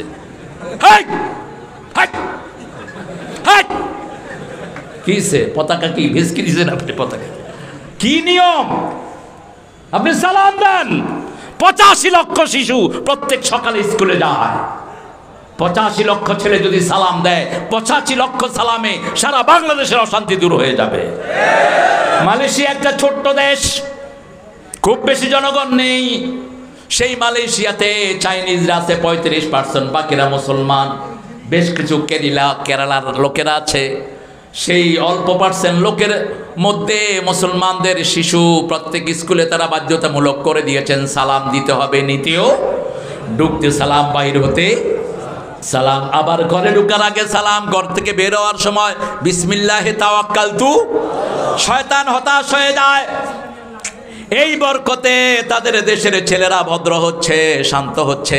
আমাদের দেশের বাচ্চাদের কোনো অপরাধ, পৃথিবীর শ্রেষ্ঠ ব্রেন আমাদেরকে দান করেছেন কে?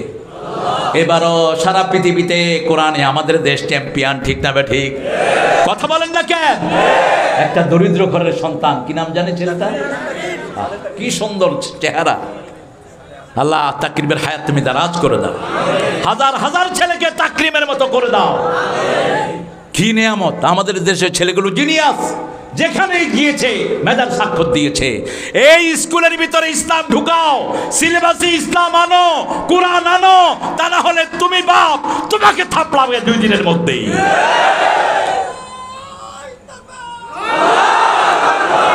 ঐশীর নাম শুনছেন না? কি করছে? মা বাপকেও মারছে, মাকেও। কিসের জন্য? হ্যাঁ, কোন স্কুলে দিয়েছে? হ্যাঁ ড্যাডি, হ্যাঁ ডুইং, হ্যাঁ ড্যাড। মেয়ে এসে বাপকে বলে ড্যাড। বাপ কয় বাপরে বাপ, আমার মেয়ে কিরকম আমাকে ডাকতেছে। ঢাকায় এক লোক আমাকে বলল, হুজুর পোলাহালারে ইংরেজিতে দিছি, হে আমার কি ড্যাড না ফ্যাট কর। তা আমি কইলাম দিছেন কেলা? কয় কি করুম, জমানা পয়লা গেছে গা উল্টা পাল্টা। কয় আমার তো ড্যাড ফ্যাট কইল, ওর মারে ও মামি কয়। তা আমি কই তোর মারে যদি মামি কস, মামার বরে কি কবি? আমাদের ইসলাম আছে যেখানে শান্তি আছে। আবুন থেকে আব্বা, আবুন কোরআনের শব্দ। যে আব্বা বলবে 30টা নাকি আল্লাহ তাকে দান করে দিবেন। উম্মুন মা, আম্মা যে বলবে 30টা নাকি তা আমলনামায় লিখে দিবেন কে? এই দুইটাই কোরআনের শব্দ। কিসের শব্দ? কোরআনের শব্দ। আপনি আপনার বাচ্চাকে আদব শিখান, বাচ্চাকে আপনি সালাম দেন, বাচ্চা আপনাকে সালাম দিবে। একজন রিক্সাওয়ালা হয়েছে, রিক্সাওয়ালা। রিক্সাওয়ালা না হলে আমাদের মতো লোকের পরীক্ষা হতো না, ঠিক না বা ঠিক? আল্লাহ সম্পদ দিয়েও দেখেন, নিয়েও দেখেন। এমন কোনো পয়সাওয়ালা পাবেন না যার পুরা 14 গোষ্ঠী পয়সাওয়ালা। সিরাজউদ্দৌলা নবাবের লোকেরা এখন কাপড় দিয়ে জীবিকা নির্বাহ করে। আবার আমাদের দেশে বসুন্ধরার যিনি মালিক, তিনার আব্বা অত্যন্ত দরিদ্র মানুষ ছিলেন, ঠিক না বা ঠিক? এইভাবেই আল্লাহ ঘুরায় একটা সার্কেলকে। আপনি রিক্সাওয়ালা, যখন রিক্সায় আপনি উঠছেন, আপনার ছেলেকে আপনি শিক্ষা দেন, বাবা তুমি ওকে সালাম দাও। রিক্সাওয়ালার দোয়া আছে না নাই? নামাজি রিক্সাওয়ালা আছে না নাই? এরা আল্লাহর ওলি। আমি দেখেছি একজন লোক সব লোকের কাছে দোয়া চাইতেন, তিনার ছেলেটা এখন শ্রেষ্ঠ হাফেজ হয়েছেন। এই তাকরিমের আব্বারও একই অবস্থা ছিল। যাকে পেতেন তার কাছে বলতেন আমার ছেলেটার জন্য আপনি একটু দোয়া করেন। আপনি দেখবেন এই তাকরিমও আপনার সংস্পর্শে আসলে কি চায়? কি চায়? এর আগে চ্যাম্পিয়ন হয়েছে নাজমুল সাকিব, দেখা হয়েছে, জড়িয়ে ধরেছে, জড়িয়ে ধরে বলছে ওস্তাদজি আপনি আমার জন্য দোয়া করবেন। দোয়া চাইবেন। দোয়া যে চায় সে নবীর সুন্নত আদায় করে।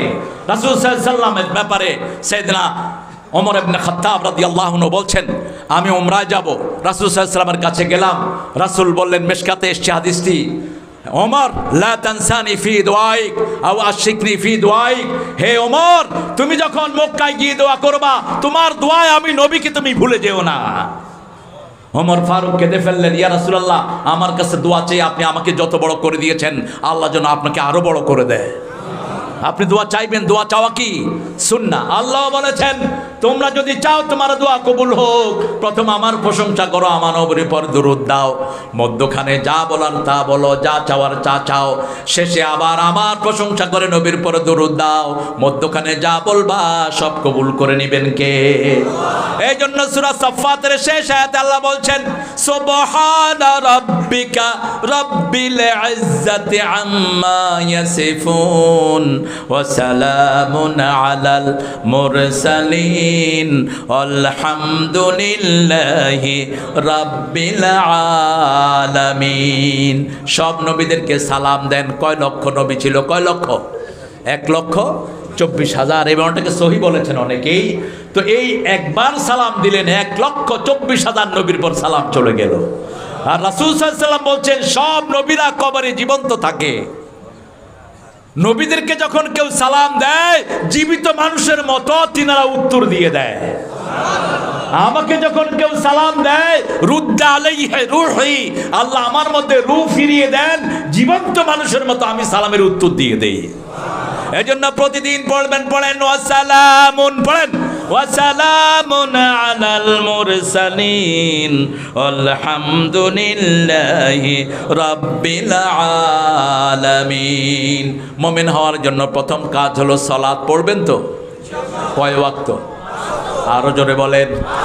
ঘুমাইয়া কাজা করেছো ফজর, তখনও জাগনি যখন জোহর, হেলায় খেলায় কেটেছে আসর, মাগরিবের ওই শুনিয়া যান, এখনো জমাতে হওরে শামিল, এখনো এর সাথে আছে স্থান, বাজেছে দামামা বাদরে আমামা, শির উঁচু করি মুসলমান, দাওয়াত এসেছে নয়া জামানার, ভাঙা কেল্লায় উড়ে নিশান।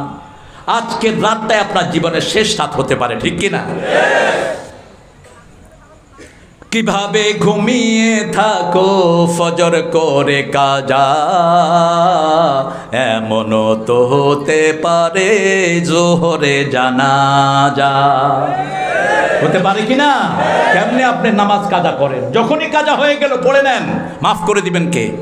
ঘুমিয়ে আছেন, আপনাকে কেউ ডাকে নেই, আপনি যখন উঠবেন তখনই আপনার সময়, তখনই কথাবার্তা না বলে আগে কি করেন? নামাজ আদায় করেন, সালাত আদায় করেন, তবে এটা যেন রেগুলার না হয়। ফজরের চেয়ে বরকতি নামাজ আর একটাও। রাসূল সাল্লাল্লাহু আলাইহি ওয়াসাল্লাম বলেছেন, বুখারী মুসলিমের বর্ণনা, মানুষ যখন শোয় শয়তান তার মাথায় গিট মারে, 3টা গিট। গিট চিনেন তো? কি বলে আপনারা? গিরো। গিরো। আপনাদের কিছু কথা আমাকে শিখিয়ে দিয়ে। কেঙ্কাজান বাহে না? হ্যাঁ বাহে। কেঙ্কাসেন বাহে, ভালো আছি বাহে, সুন্দর কথা। তো এই গিট মারে 3টা গিট। কয়টা? যখন কেউ ঘুম থেকে উঠে আল্লাহর নাম বলে একটা গিট ছুটে যায়, ওযু করলে দ্বিতীয় গিটটা ছুটে যায়, এরপরে সালাত আদায় করলে তৃতীয় গিটটাও ছুটে যায়। এরপরে যখন সে সালাত আদায় করে বের হয়, আল্লাহ রাব্বুল আলামিন আল্লাহর হাবিবের মাধ্যমে খুশখবরি দেন, ওকে সন্তুষ্ট চাদর দিয়ে হাসি মুখে ফুরফুরা চিত্তে আল্লাহ তাকে ফিরিয়ে দেয়। আর যেই লোকটা ঘুম থেকে ওঠে না, ওঠার পরে আল্লাহর নাম বলে না, কিছু কিছু লোক আছে ঘুম থেকে উঠেই সকাল 8টার সময় নাস্তা করে, আছে না নাই? আল্লাহর নাম নাই, ওযু নাই, গোসল নাই। আপনাদের এখানে অবশ্য নাই। এদেরকে আল্লাহ রাগ করে, আল্লাহর অসন্তুষ্টির চাদর এদের উপর পড়ে যায়, এদের কোনো কাজে কোনো বরকত হয় না। আল্লাহ বলছেন এই ফজরের সময়টা, ফজরে কোরআন পড়বা, ফজরের কোরআন কিয়ামতে সাক্ষী বানিয়ে দিবেন কে? আকিমিস সালাতা লিদুলুকিশ শামসি ইলা গাসাকিল লাইলি ওয়া কুরআনাল ফাজর ইন্না কুরআনাল ফাজরি কানা মাশহুদা। নামাজ কায়েম করো, সূর্য উদয়ের আগ থেকে নিয়ে অস্ত যাওয়ার পর পর্যন্ত 5 ওয়াক্ত নামাজ কায়েম করো। কয় ওয়াক্ত? মসজিদে যেয়ে পড়বেন। রাসূল সাল্লাল্লাহু আলাইহি ওয়াসাল্লামের সারা জীবনের নামাজ ছিল কোথায়? কোথায়? আল্লাহ বলেছেন অরকাউ মা'আর রাকিঈন, রুকুকারীদের সাথে তোমরা রুকু করো, এই ইমাম ভালো না, ওই ইমাম ভালো, এই মসজিদ ভালো না, এই মসজিদ ভালো। খবরদার কোনো মসজিদের মধ্যে কোনো পার্থক্য করবেন না, কোন ইমামের মধ্যে পার্থক্য হবে না। সল্লু খালফা কুল্লি বিররিন ওয়া ফাজির, তোমরা নামাজ আদায় করো, ইমাম পাপিষ্ঠ হোক নেককার হোক। কার কথা? আল্লাহর কথা বলেছেন মুহাম্মদ সাল্লাল্লাহু। কারণ নামাজের ভিতরে কোনো খারাপি ঢুকানোর কোনো সম্ভাবনা। বুখারীর বর্ণনা, মসজিদ নববীর কবজা নিল মিশরের মুনাফিকরা, যারা ওসমান রাদিয়াল্লাহু আনহুকে ঘিরে রেখেছিল মারার জন্য, শাহাদাতের জন্য। এই মুনাফিকরা মসজিদ নববীর কবজা নিয়েছে। লোকেরা জিজ্ঞেস করলো আমিরুল মুমিনিন ওসমান রাদিয়াল্লাহু আনহুকে, হে ওসমান রাদিয়াল্লাহু আনহু, আমরা কি এদের পিছনে নামাজ পড়বো নাকি? তিনি বললেন, নামাজ পড়বা, কিন্তু বাহিরে আসলে তাদের কথা মানবা। কারণ নামাজের ভিতরে কিছু ঢুকানোর সাহস কারোই। নামাজ যাচাই পড়তে হবে, এজন্য কোনো ইমামকে আপনি বাদ দিবেন না। যখনই দেখবেন জামাত, সেখানে ঢুকে পড়েন, ঠিক না বেটি? সেখানে নামাজ আদায় করে নেন। নরমালি নামাজ পড়লে 10 গুণ, আর যদি লোকাল কোনো জামাতে পড়েন 47 গুণ। কয় গুণ? 27 গুণ অথবা 47 গুণ। আর যদি জামে মসজিদে পড়েন 500 গুণ বাড়ায় দিবেন। সুবহানাল্লাহ। 1 রাকাত পড়বেন, 500 রাকাতের সওয়াব দিবেন কে? কি বরকতি! আল্লাহ চাচ্ছেন আল্লাহর গোলামদেরকে জান্নাতের দিকে নিয়ে আসতে। আল্লাহ আমাদেরকে 5 ওয়াক্ত নামাজ আদায় করার তৌফিক দান করেন। পড়বেন তো? বিবিকে নিয়ে পড়বেন, ঠিক আছে তো? আজকে গিয়ে আগে মারবেন বিবিকে, ঠিক আছে না? মারার অনুমতি পেয়েছেন কোথায়? খবরদার বিবির গায়ে যেন কেউ হাত না তোলেন। খবরদার, হাত তুলছো দুনিয়াও শেষ, আখেরাতও। কে দিয়েছে তোমাকে অথরিটি? মা আয়েশা সিদ্দিকা রাদিয়াল্লাহু আনহা বলছেন, কোনোদিন রাগ করে বিবির সাথে কথাও বলেন নেই, রাহমাতাল লিল। মা সাফিয়া বলছেন, রাসূল আমাদেরকে এতটা ভালোবাসতেন, আমাদের যখন মন খারাপ হতো, আমরা কাঁদলে আমাদের চোখের পানি মাটিতে পড়ার আগে রাসূলের হাতে পড়তো। আমাকে একদিন আমাদের একজন বোন উম্মে সালমা বললেন, আমি ইহুদির মেয়ে, আমি কাঁদছিলাম, কাদার পানি মাটিতে না পড়তে আমি দেখি একটা হাত, তাকিয়ে দেখে রাহমাতাল লিল আলামিন। তিনি আমার চোখের পানি মুছে দিয়ে বলছেন, কেন কাঁদছো? তিনি বললেন, উম্মে সালমা আমাকে বলেছেন আমি নাকি ইহুদির মেয়ে, আমাকেও ইহুদির দালাল বলা হয়েছে। কিছু কিছু হুজুর বলছে জাকির নায়েকও নাকি ইহুদির দালাল। আর ওই বেটা ইহুদির দালাল হয়ে তো হাজার হাজার লোককে কালেমা পড়াইছে, ঠিক কিনা? তুমি কোন ঘোড়ার ডিম করছো? শুধু সমালোচনা, মূর্খ, শুধু সমালোচনা। খবরদার গীবত করবি না, গীবত করলে দুনিয়াও শেষ, আখেরাতও শেষ। আর ফেসবুকে লিখে দিলে তো বাস চলতেই আছে, যত মানুষ পড়বে সব গুনাহ আপনার আমলনামায় উঠবে। আল্লাহ বুঝার তৌফিক দান করুক। আরো চিৎকার করে বলেন আমিন। রাসূল বললেন, সাফিয়া তুমি ইহুদির মেয়ে না, তুমি মূসা আলাইহিস সালামের গোষ্ঠীর লোক। সুবহানাল্লাহ বলবেন না? তুমি নবীর বংশের মানুষ। সুবহানাল্লাহ বলেন।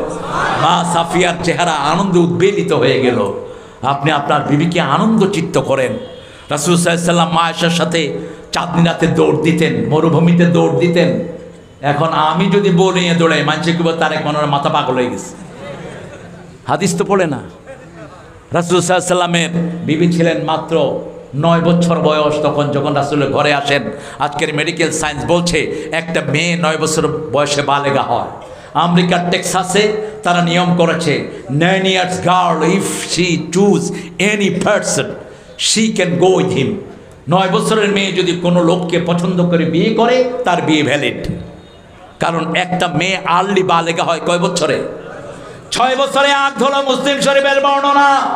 9 বছর বয়সে তিনি রাসূলের বিবি হিসাবে ঘরে গেলেন। আর ঘরে গিয়ে বললেন, রাসূলের ঘরে আমি এক গ্লাস, ছোট্ট গ্লাসের 1 গ্লাস দুধ পেয়েছি, একটা পানির মশক পেয়েছি, আর খেজুর পাতার বিছনা পেয়েছি, 2টি বালিশ পেয়েছি। দুনিয়ার আড়ম্বরের কোনো জিনিস সেখানে নাই, একটা চাদর পেয়েছি, কিন্তু সারা ঘর ভালোবাসায় ভরপুর ছিল। ভালোবাসা দিয়ে আমি ভরপুর পেয়েছি রাসূলের ঘরকে। বলছেন কে? মা আয়েশা সিদ্দিকা রাদিয়াল্লাহু আনহা। এই আয়েশাকে নিয়ে রাসূল দৌড় দিতেন মরুভূমিতে। নজরুল সেটা চিত্রায়িত করেছেন, ছন্দে ছন্দে দুনিয়ানন্দে আমি বন ফুল গো। কি চমৎকার বর্ণনা আমাদের জাতীয় কবি, আল্লাহ তাকে মাফ করে দেন। এই কি হয়েছে তোমাদের? হ্যাঁ, কথা বলছে কে? আমরা নামাজে গেলে আমাদের অন্তর ভালো হয়। একটু টেস্ট করেন না নামাজকে, একটু টেস্ট করেন। তাহাজ্জুদের নামাজে পড়েন, দাঁড়ান, শরীর ভালো থাকবে। আল্লামা ইমাম তিরমিজি রাহিমাহুল্লাহ বলছেন, তাহাজ্জুদে যে দাঁড়ায় তার 5টি উপকার। কয়টি? প্রথম উপকার, সে আল্লাহর নৈকট্য লাভ করে। দ্বিতীয় উপকার, সব নবীদের অভ্যাস রাতে দাঁড়ানো, নবীদের অভ্যাসে সে তার অভ্যাসটা গড়ে নিতে পারে। সুবহানাল্লাহ। তৃতীয় গুণ, যা শুনবেন, যা বলবেন শুনবেন কে? চতুর্থ গুণ, তার শরীরটা ভালো রাখবেন কে? পঞ্চম গুণ, আল্লাহ তাকে রহমত দিয়ে ধন্য করে দিবেন। আর কি চান আপনি? আপনি দাঁড়ান। এখন আধুনিক এক্সারসাইজও বলছে, নামাজে আমরা যেভাবে দাঁড়াই, এভাবে যদি কেউ আধা ঘন্টা দাঁড়ায়, 15 মিনিট দাঁড়ায়, তার শরীরে আর কোনো রোগ থাকতে, কথা কন না। আপনি এভাবে দাঁড়ান, এক পায়ের উপর ভর দিয়ে দাঁড়াবেন না। আবু হুরায়রা রাদিয়াল্লাহু আনহু বলছেন, যারা এক পায়ে ভর দিয়ে দাঁড়ায় তাদের গলায় শয়তান গামছা লাগায়। শয়তান কি লাগায়? 2 পায়ে একসাথে দাঁড়াবেন। আবার একজনের ঠেলাঠেলিও করেন না। কত রকমের ঠেলাঠেলি আমাদের দেশে। লেগে লেগে দাঁড়ান, লেগে দাঁড়ালে কি হয় বলেন তো? কি হয়? আপনি যদি আপনার ভাইয়ের সাথে লেগে দাঁড়ান, রাসূল বলছেন যে নামাজে এক ভাইয়ের সাথে আরেক ভাই লেগে দাঁড়ায়, আল্লাহ তার জন্য জান্নাতে একটা বাড়ি বানায়া দেয়। আপনি এই বরকত থেকে আলাদা হবেন কেন? হ্যাঁ, সবচেয়ে লম্বা নামাজ পড়েছেন ইমাম আবু হানিফা রাহিমাহুল্লাহ। সব সহিহ হাদিসের আমল ছিল তার মধ্যে। তিনি বলতেন, ইজা সহাল হাদিস ফাহুয়া মাযহাবি। সহিহ হাদিস যেখানে, আবু হানিফা সেখানে। আমার হাদিসের বিপরীতে, কথার বিপরীতে যদি কোনো হাদিস পাও, আমার কথাটাকে ওয়ালের উপর দিয়ে ছুঁড়ে মেরে দাও। আমার কথা কথা না, কথা হলো আমার নবীর কথা। ঠিক না বা ঠিক? আমরা 5 ওয়াক্ত নামাজ পড়বো, সমস্যার সমাধান করে দিবেন কে? যখনই কোনো মানুষ নামাজ পড়ে, রাসূল সাল্লাল্লাহু আলাইহি ওয়াসাল্লাম বলছেন, এমন কোন সেজদা নাই যে সেজদা দিয়ে আল্লাহ তার মর্যাদা বাড়িয়ে না দেয়। সেজদা আছে যেখানে রহমত আছে। আল্লাহর সবচেয়ে প্রিয় কাজ কি বলেন? সেজদা। আর সেজদা দিলে সবচেয়ে কষ্ট পায় কে? আরো জোরে বলেন। শয়তান সেজদা না দিয়ে শয়তান হয়েছে, আর আমরা সেজদা দিয়েই নবীর ওয়ারিস হয়ে গেছি। একজন সাহাবী, আমি প্রায় বলি ঘটনাটি, সাফওয়ান, তিনি রাসূলকে ওযু করাতেন। কি করাতেন? ওযু করাতেন। ওস্তাদদের খেদমত করবেন, ইমামদের খেদমত করবেন। আমাদের তো মোতাল্লির ইমামদেরকে ধমকায়, এই ইমাম, ইমাম বেতন দাও 3 টাকা, ধমকটা হচ্ছে তোমার 5 টাকার। কোন মুতাল্লি যদি ইমামকে ধমকায়, ওই ইমামের পিছনে তার নামাজ হবে না। খবরদার, ইমাম তোমার বাড়ির চাকর না। আদবের সাথে কথা বলবা ইমামের সাথে। আমাদের সমাজ ব্যবস্থা আমাদের ইমামদেরকে দুর্বল করে রেখেছে, ঠিক কিনা? সৌদি আরব, মিডল ইস্টে ইমামদের বেতন সবচেয়ে বেশি, আর আমাদের দেশের ইমামদের বেতন সবচেয়ে। একটা রিক্সাওয়ালাও এত কম পয়সা কামায় না। 3000, 5000। আজকে একটা ছেলে আব্দুল নূর আমার সাথে দেখা করতে এসেছে, মসজিদের মুয়াজ্জিন। কত কম বেতনে এরা সন্তুষ্ট থাকে, তারপরে মুখে হাসি, কাপড় চোপড় দেখলে মনে হয় ফেরেশতা। মুখে সবসময় কি হাসি। মানুষ দোয়ার জন্য আসে, দোয়া করে দেয়, ফ্রি দোয়া করে দেয়, ফু দিয়ে দেয়। আরে ডাক্তারের কাছে গেলে তো ফ্রি কিচ্ছু দেয় না, আর হুজুরদের কাছে আসলে ফ্রি সব করে। ঠিক না বেটি? আর অফিসে যেগুলো যারা বসে বসে ঘুষ খায়, চেহারা দেখলে মনে হয় এখনই চুরি করে আসছে, দেখলে মনে হয় 2টা চোয়ার দেয় গালের ভিতরে। মুখে কখনো হাসি, সালাম দিলে উত্তর নিতে পারে। আপনি সালাম দিবেন করে, কারণ যার রিজিক হারাম তার সবই হারাম। দুনিয়াও শেষ, আখিরাতও শেষ। রাসূল সাল্লাল্লাহু আলাইহি ওয়াসাল্লামকে ওযু করিয়ে দিতেন সাহাবায়ে কেরাম, আবার ওযুর পানি সাহাবায়ে কেরাম নিজের মুখে ঢেলে দিতেন, কারণ ওযুর প্রত্যেকটি ফোঁটার সাথে গুনাহগুলো ঝরে যায়।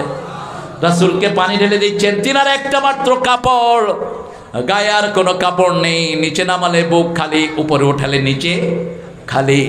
রাসূল সাল্লাল্লাহু আলাইহি ওয়াসাল্লাম বলছেন, তুমি আমার কাছে কিছু চাও? বুখারীর হাদিস, চাও আমার কাছে। আমি রাহমাতাল লিল আলামিন, আমি গাছের কথা বুঝি, গাছ আমার জন্য কাঁদে, পাখির কথা বুঝি, আমি সব কিছুর কথা বুঝি। আমি চাইলে উহুদ পাহাড় আল্লাহ পুরোটাই স্বর্ণ করে দিবেন। আমার কাছে চাও। সাহাবী বলছেন, চাইবো? আমাদের দেশে দল বদলায় শুধু পয়সা বানানোর জন্য, ঠিক কিনা? আর দেখেন রাসূলের সাহাবীদের চরিত্র দেখেন। একজন সাহাবীদের ধুলার সমানও তো আমরা সারা দুনিয়ার মোমেনরা হব না। কি আমল এক একজন করেছেন। আল্লাহর হাবিবকে বলা হলো, ইয়া রাসূলুল্লাহ, কারা জান্নাতে যাবে? রাসূল বললেন, মা আনা আলাইহি ওয়া আসহাবি, আমি যেটার উপর আছি, আমার সাহাবীরা যেটার উপর আছেন, এরা সবাই জান্নাতি হয়ে যাবে। সাহাবী বলছেন, ইয়া রাসূলুল্লাহ, আমি আপনার সাথে বেহেশতে থাকতে চাই। রাসূল সাল্লাল্লাহু আলাইহি ওয়াসাল্লাম বলছেন, আর কিচ্ছু চাও না? তোমার ঘর নাই, বাড়ি নাই, ছেলে নাই, মেয়ে নাই, বিবি নাই, বাচ্চা নাই, খাওয়া নাই, আর কিছুই তুমি চাও না? বলছেন, আর কিছুই আমি চাই না, আমি আপনার সাথেই বেহেশতে থাকতে চাই। রাসূল সাল্লাল্লাহু আলাইহি ওয়াসাল্লাম বলেন, আইন্নি বিকাসরাতিস সুজুদ, বেশি সিজদা দাও, আল্লাহ তোমাকে আমার সাথে জান্নাতি বানায়া দিবে। সময় পেলেই সিজদা, সময় পেলে কি? মনে যখনই কষ্ট আসতো রাসূল বলতেন, আযিনি ইয়া বেলাল, আরে হানিবিস সালাত, হে বেলাল তুমি আযান দাও, নামাজ দিয়ে আমার কলিজাটাকে তুমি ঠান্ডা করে দাও। সে আমার আল্লাহ বলছেন, নামাজ ততক্ষণ কায়েম হবে না যতক্ষণ আপনারা যাকাত না দেন। যার যাকাত, যার জমি আছে জমির যাকাত দিবেন, ওসর দিবেন। যাকাত 5 ভাবে দিতে হয়। কয় ভাবে? 5 ভাগ, 10 ভাগ, 20 ভাগ, 25 ভাগ, 30 ভাগ। কয় ভাগ হলো?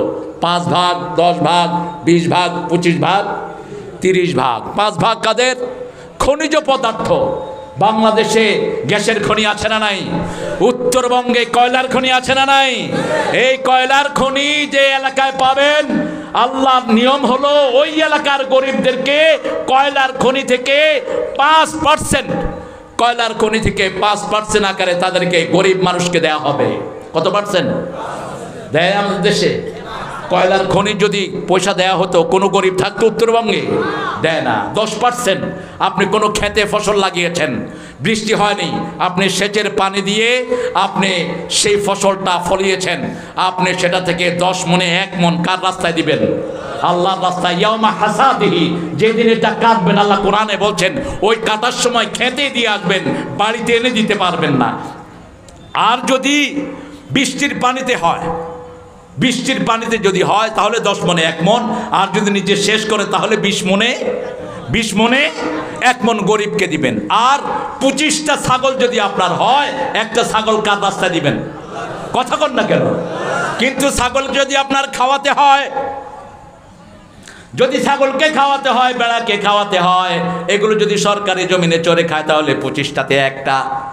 আর যদি আপনার কিনে খাওয়াতে হয় তাহলে এগুলোর যাকাত দিতে, কথা কন না কেন? আর যদি 30টা ওঁট হয়, 1টা ওঁট গরিবকে দিবেন। আচ্ছা বলেন তো, এই হিসাবে যদি আমরা যাকাত দেই, বাংলাদেশে কোনো গরিব থাকবে? গরিব থাকবে না। আবার শরীরের যাকাত কি? শরীরের যাকাত রোজা। রাসূল সাল্লাল্লাহু আলাইহি ওয়াসাল্লাম প্রতি সপ্তাহে 2টা রোজা রাখতেন। কয়টা? কি কি বারে জানি? সোমবার, বৃহস্পতিবার। এই সোমবারে কে কে রোজা রাখছেন দেখি, হাত উঠান তো দেখি। ভালোবাসায় একেবারে উথলায়া যায়। আরেক গ্রুপ আছে ঈদে মিলাদুন নবী, আল্লাহর নবী করলেন 2টা ঈদ, আর তোরা বানালি 3টা ঈদ। 12ই রবিউল আউয়াল যে রাসূল ইন্তেকাল করেছেন, এটা সহিহ দলিল না। একটা বর্ণনা এসেছে রাসূলের জন্মের তারিখ হলো 5টি। কয়টি? 5 তারিখ, 10 তারিখ, 12 তারিখ, 17 তারিখ। আবার কেউ কেউ বলেছেন রমজানে রাসূল দুনিয়া এসেছে। কিন্তু সোমবার দিন যে জন্মগ্রহণ করেছেন তাতে কোনো সন্দেহ ইয়াউমুল ইসনাইন। এই জন্য সোমবার দিন তিনি কি রাখতেন? রোজা রাখতেন। আবার হেরা পর্বতে প্রথম ওহী যখন নাজিল হয়, সেটাও কি বার ছিল?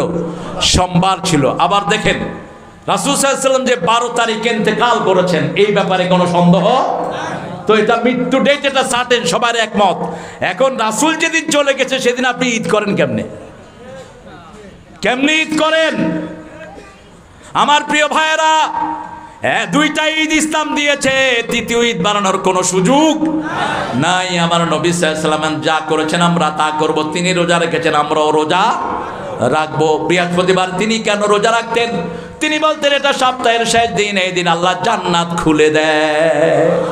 আবার মাসের 13, 14, 15 বেজরে রোজা রাখতেন রাহমাতাল লিল আলামিন। রোজা রাখলেই শরীরটা ভালো থাকে। তাসুমু তাসিহু, রাসূল বললেন। একজন বৈজ্ঞানিক, জাপানের একজন বৈজ্ঞানিক এই রোজার উপর গবেষণা করে তিনি নোবেল পুরস্কার নিয়েছেন। তিনি বলেছেন সব ধর্মে উপোস আছে, কিন্তু মুসলমানদের রোজার মতো এত শ্রেষ্ঠ রোজার কারো। যেমন হিন্দু ভাইদের ধর্মে উপোস আছে, উপোসের ভিতরে তারা শুধু ভাত আর রুটি খায় না, কলা, বিস্কুট, মুড়ি, বিড়ি, আরো যা আছে সব খাওয়া যায়। তো এরকম রোজা তো আমরা সারা জীবন রাখতে পারো, কিন্তু আমাদের রোজা দেখেন কি সুন্দর। সূর্য ওঠার আগে কিছু খাবো, যেটাকে সাহুর বলা হয়। ফিস সাহুরে বারাকা। রাসূল বলেছেন ইহুদিরা সেহরি খায় না, তোমরা সেহরি খাও। সেহরি যারা খায় তাদের রোগব্যাধি ভালো করে দিবেন কে? অন্তত পানি হলো খাও, খেজুর হলো খাও। আবার সূর্য ডোবার সাথে সাথে তোমরা রোজা ভাঙো। ওই বৈজ্ঞানিক পরীক্ষা করে দেখলেন এই যে 18 ঘন্টা, 7 ঘন্টা, 10 ঘন্টা শরীর খালি থাকার কারণে শরীরের যে ব্যাকটেরিয়া বাজে কোষগুলো আছে ভিতরে, এই সবগুলো মারা যায়। মারা যাওয়ার কারণে ভিতরের স্বাস্থ্যটা সবচেয়ে বেশি সুস্বাস্থ্য হয়ে যায়। এই জন্য কোনো রোগী যদি রোজা রাখে তার শরীর অটোমেটিক ভালো হয়ে যাবে। এই রোজার উপরে গবেষণা করে তিনি পুরস্কার পেয়েছেন। রাসূল সাল্লাল্লাহু আলাইহি ওয়াসাল্লাম বলেছেন শরীরের রোজা হলো যাকাত, শরীরের রোজা হলো রোজা, শরীরের যাকাত হলো রোজা, আর অর্থের রোজা, অর্থের যাকাত হলো সম্পদ দেয়া। আপনার যদি 50,000 টাকা থাকে সেখান থেকে 2.5% গরিবের হাতে দিয়ে দিবেন। কার হাতে? গরিবের হাতে দিয়ে দিবেন। আপনি যাকাতের পয়সা আপনার ভাইকেও দিতে পারবেন, তবে ভাইকে এটা বলবেন না ভাই তোরে যাকাত দিচ্ছি। ভাই বলবে তোর যাকাত তুই খা। তার সম্মান আছে না নাই? আপনি গোপনে তার হাতে দিয়ে দিবেন টাকা। কিন্তু পিতামাতাকে যাকাত দেয়া যায় না। পিতামাতা সম্মানী। পিতামাতা না থাকলে আমরা দুনিয়ায় আসতাম না। আল্লাহ বলছেন উফ শব্দ বলো না, উফ শব্দ বলো না নিজেরা, আবার ওদের মুখে উফ নেও না। আর বাপকে চোয়ার দেয়, বাপকে থাবড় মারে। সূরা বনী ইসরাঈলের 23 নম্বর আয়াতে কি অনিন্দ সুন্দর কথা আল্লাহ বলছেন, ওয়াকাদা রাব্বুকা আল্লা তা'বুদু ইল্লা ইয়্যা ওয়া বিল ওয়ালিদাইনি ইহসানা।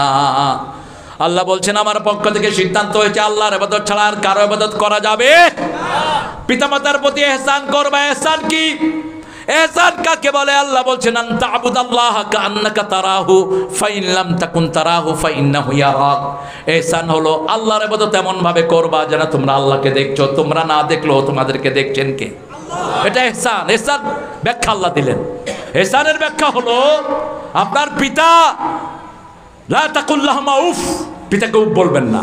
যদি বৃদ্ধ বয়সে পিতা অথবা মাতা পৌঁছে যায়, লা তাকুল লাহুমা উফ, নিজে উফ বলবেন না, অথবা উফ বলে এমন জায়গায় রাখবেন না।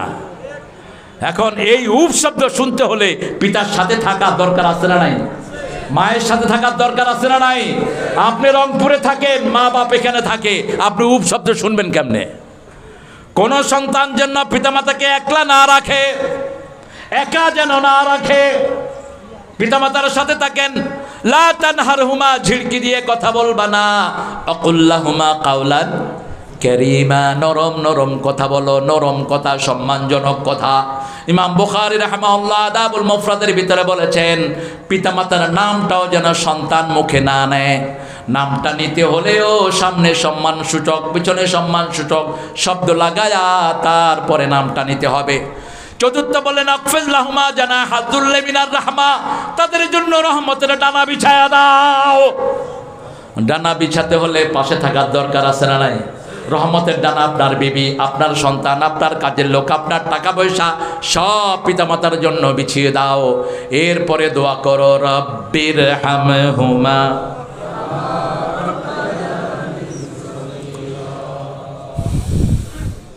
আমার মা গেছে চলে, আমার বাবা গেছে চলে, দুজনারে জান্নাত দিও তোমার আরশ তলে। সারাদিন দোয়া করেন পিতামাতার জন্য, রব্বির হামহুমা কামা রাব্বায়ানি সগীরা। পিতামাতা না হলে আমরা দুনিয়ার মুখ দেখতাম না, কেউ দেখতাম না। একজন সাহাবী ইয়েমেন থেকে মাকে নিয়ে এসেছেন মক্কায়, মাকে ঘাড়ে করে হজের সব অনুষ্ঠান করিয়েছেন।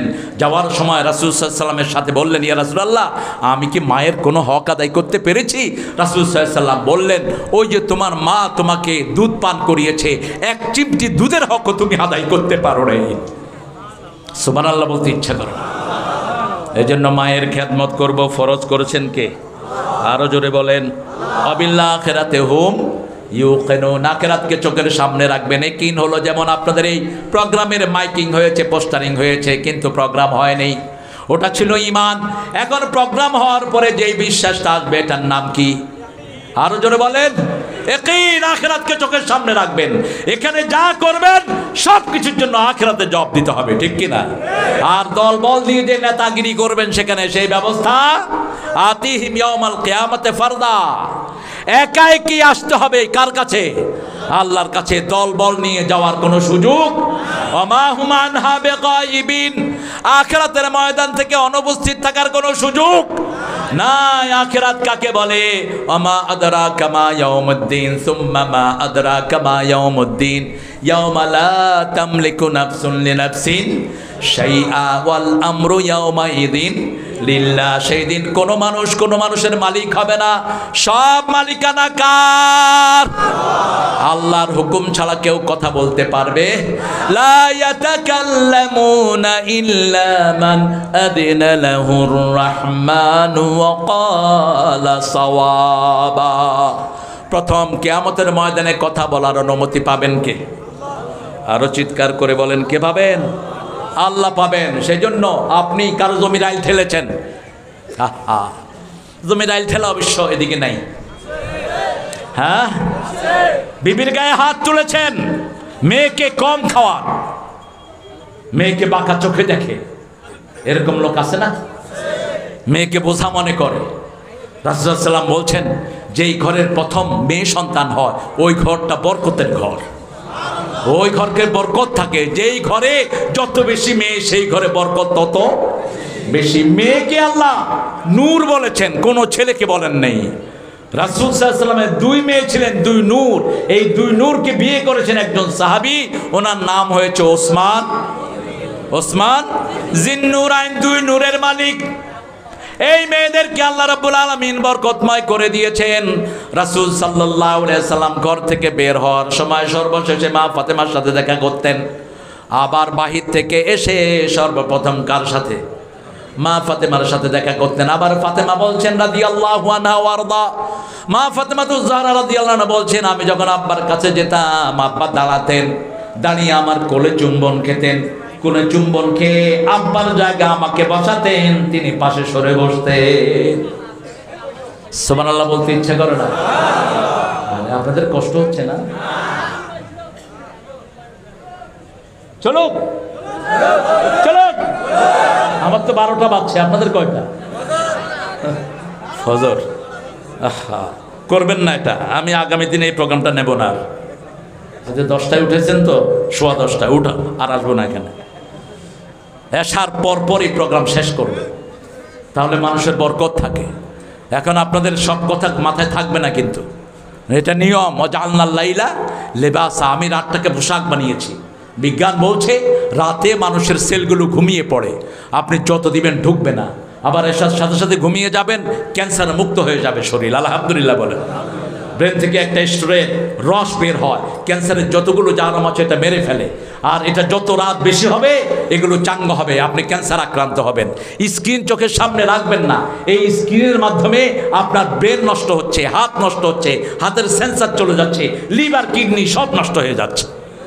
যত বেশি পারেন আলো থেকে দূরে থাকেন, ঠিক না বেটি?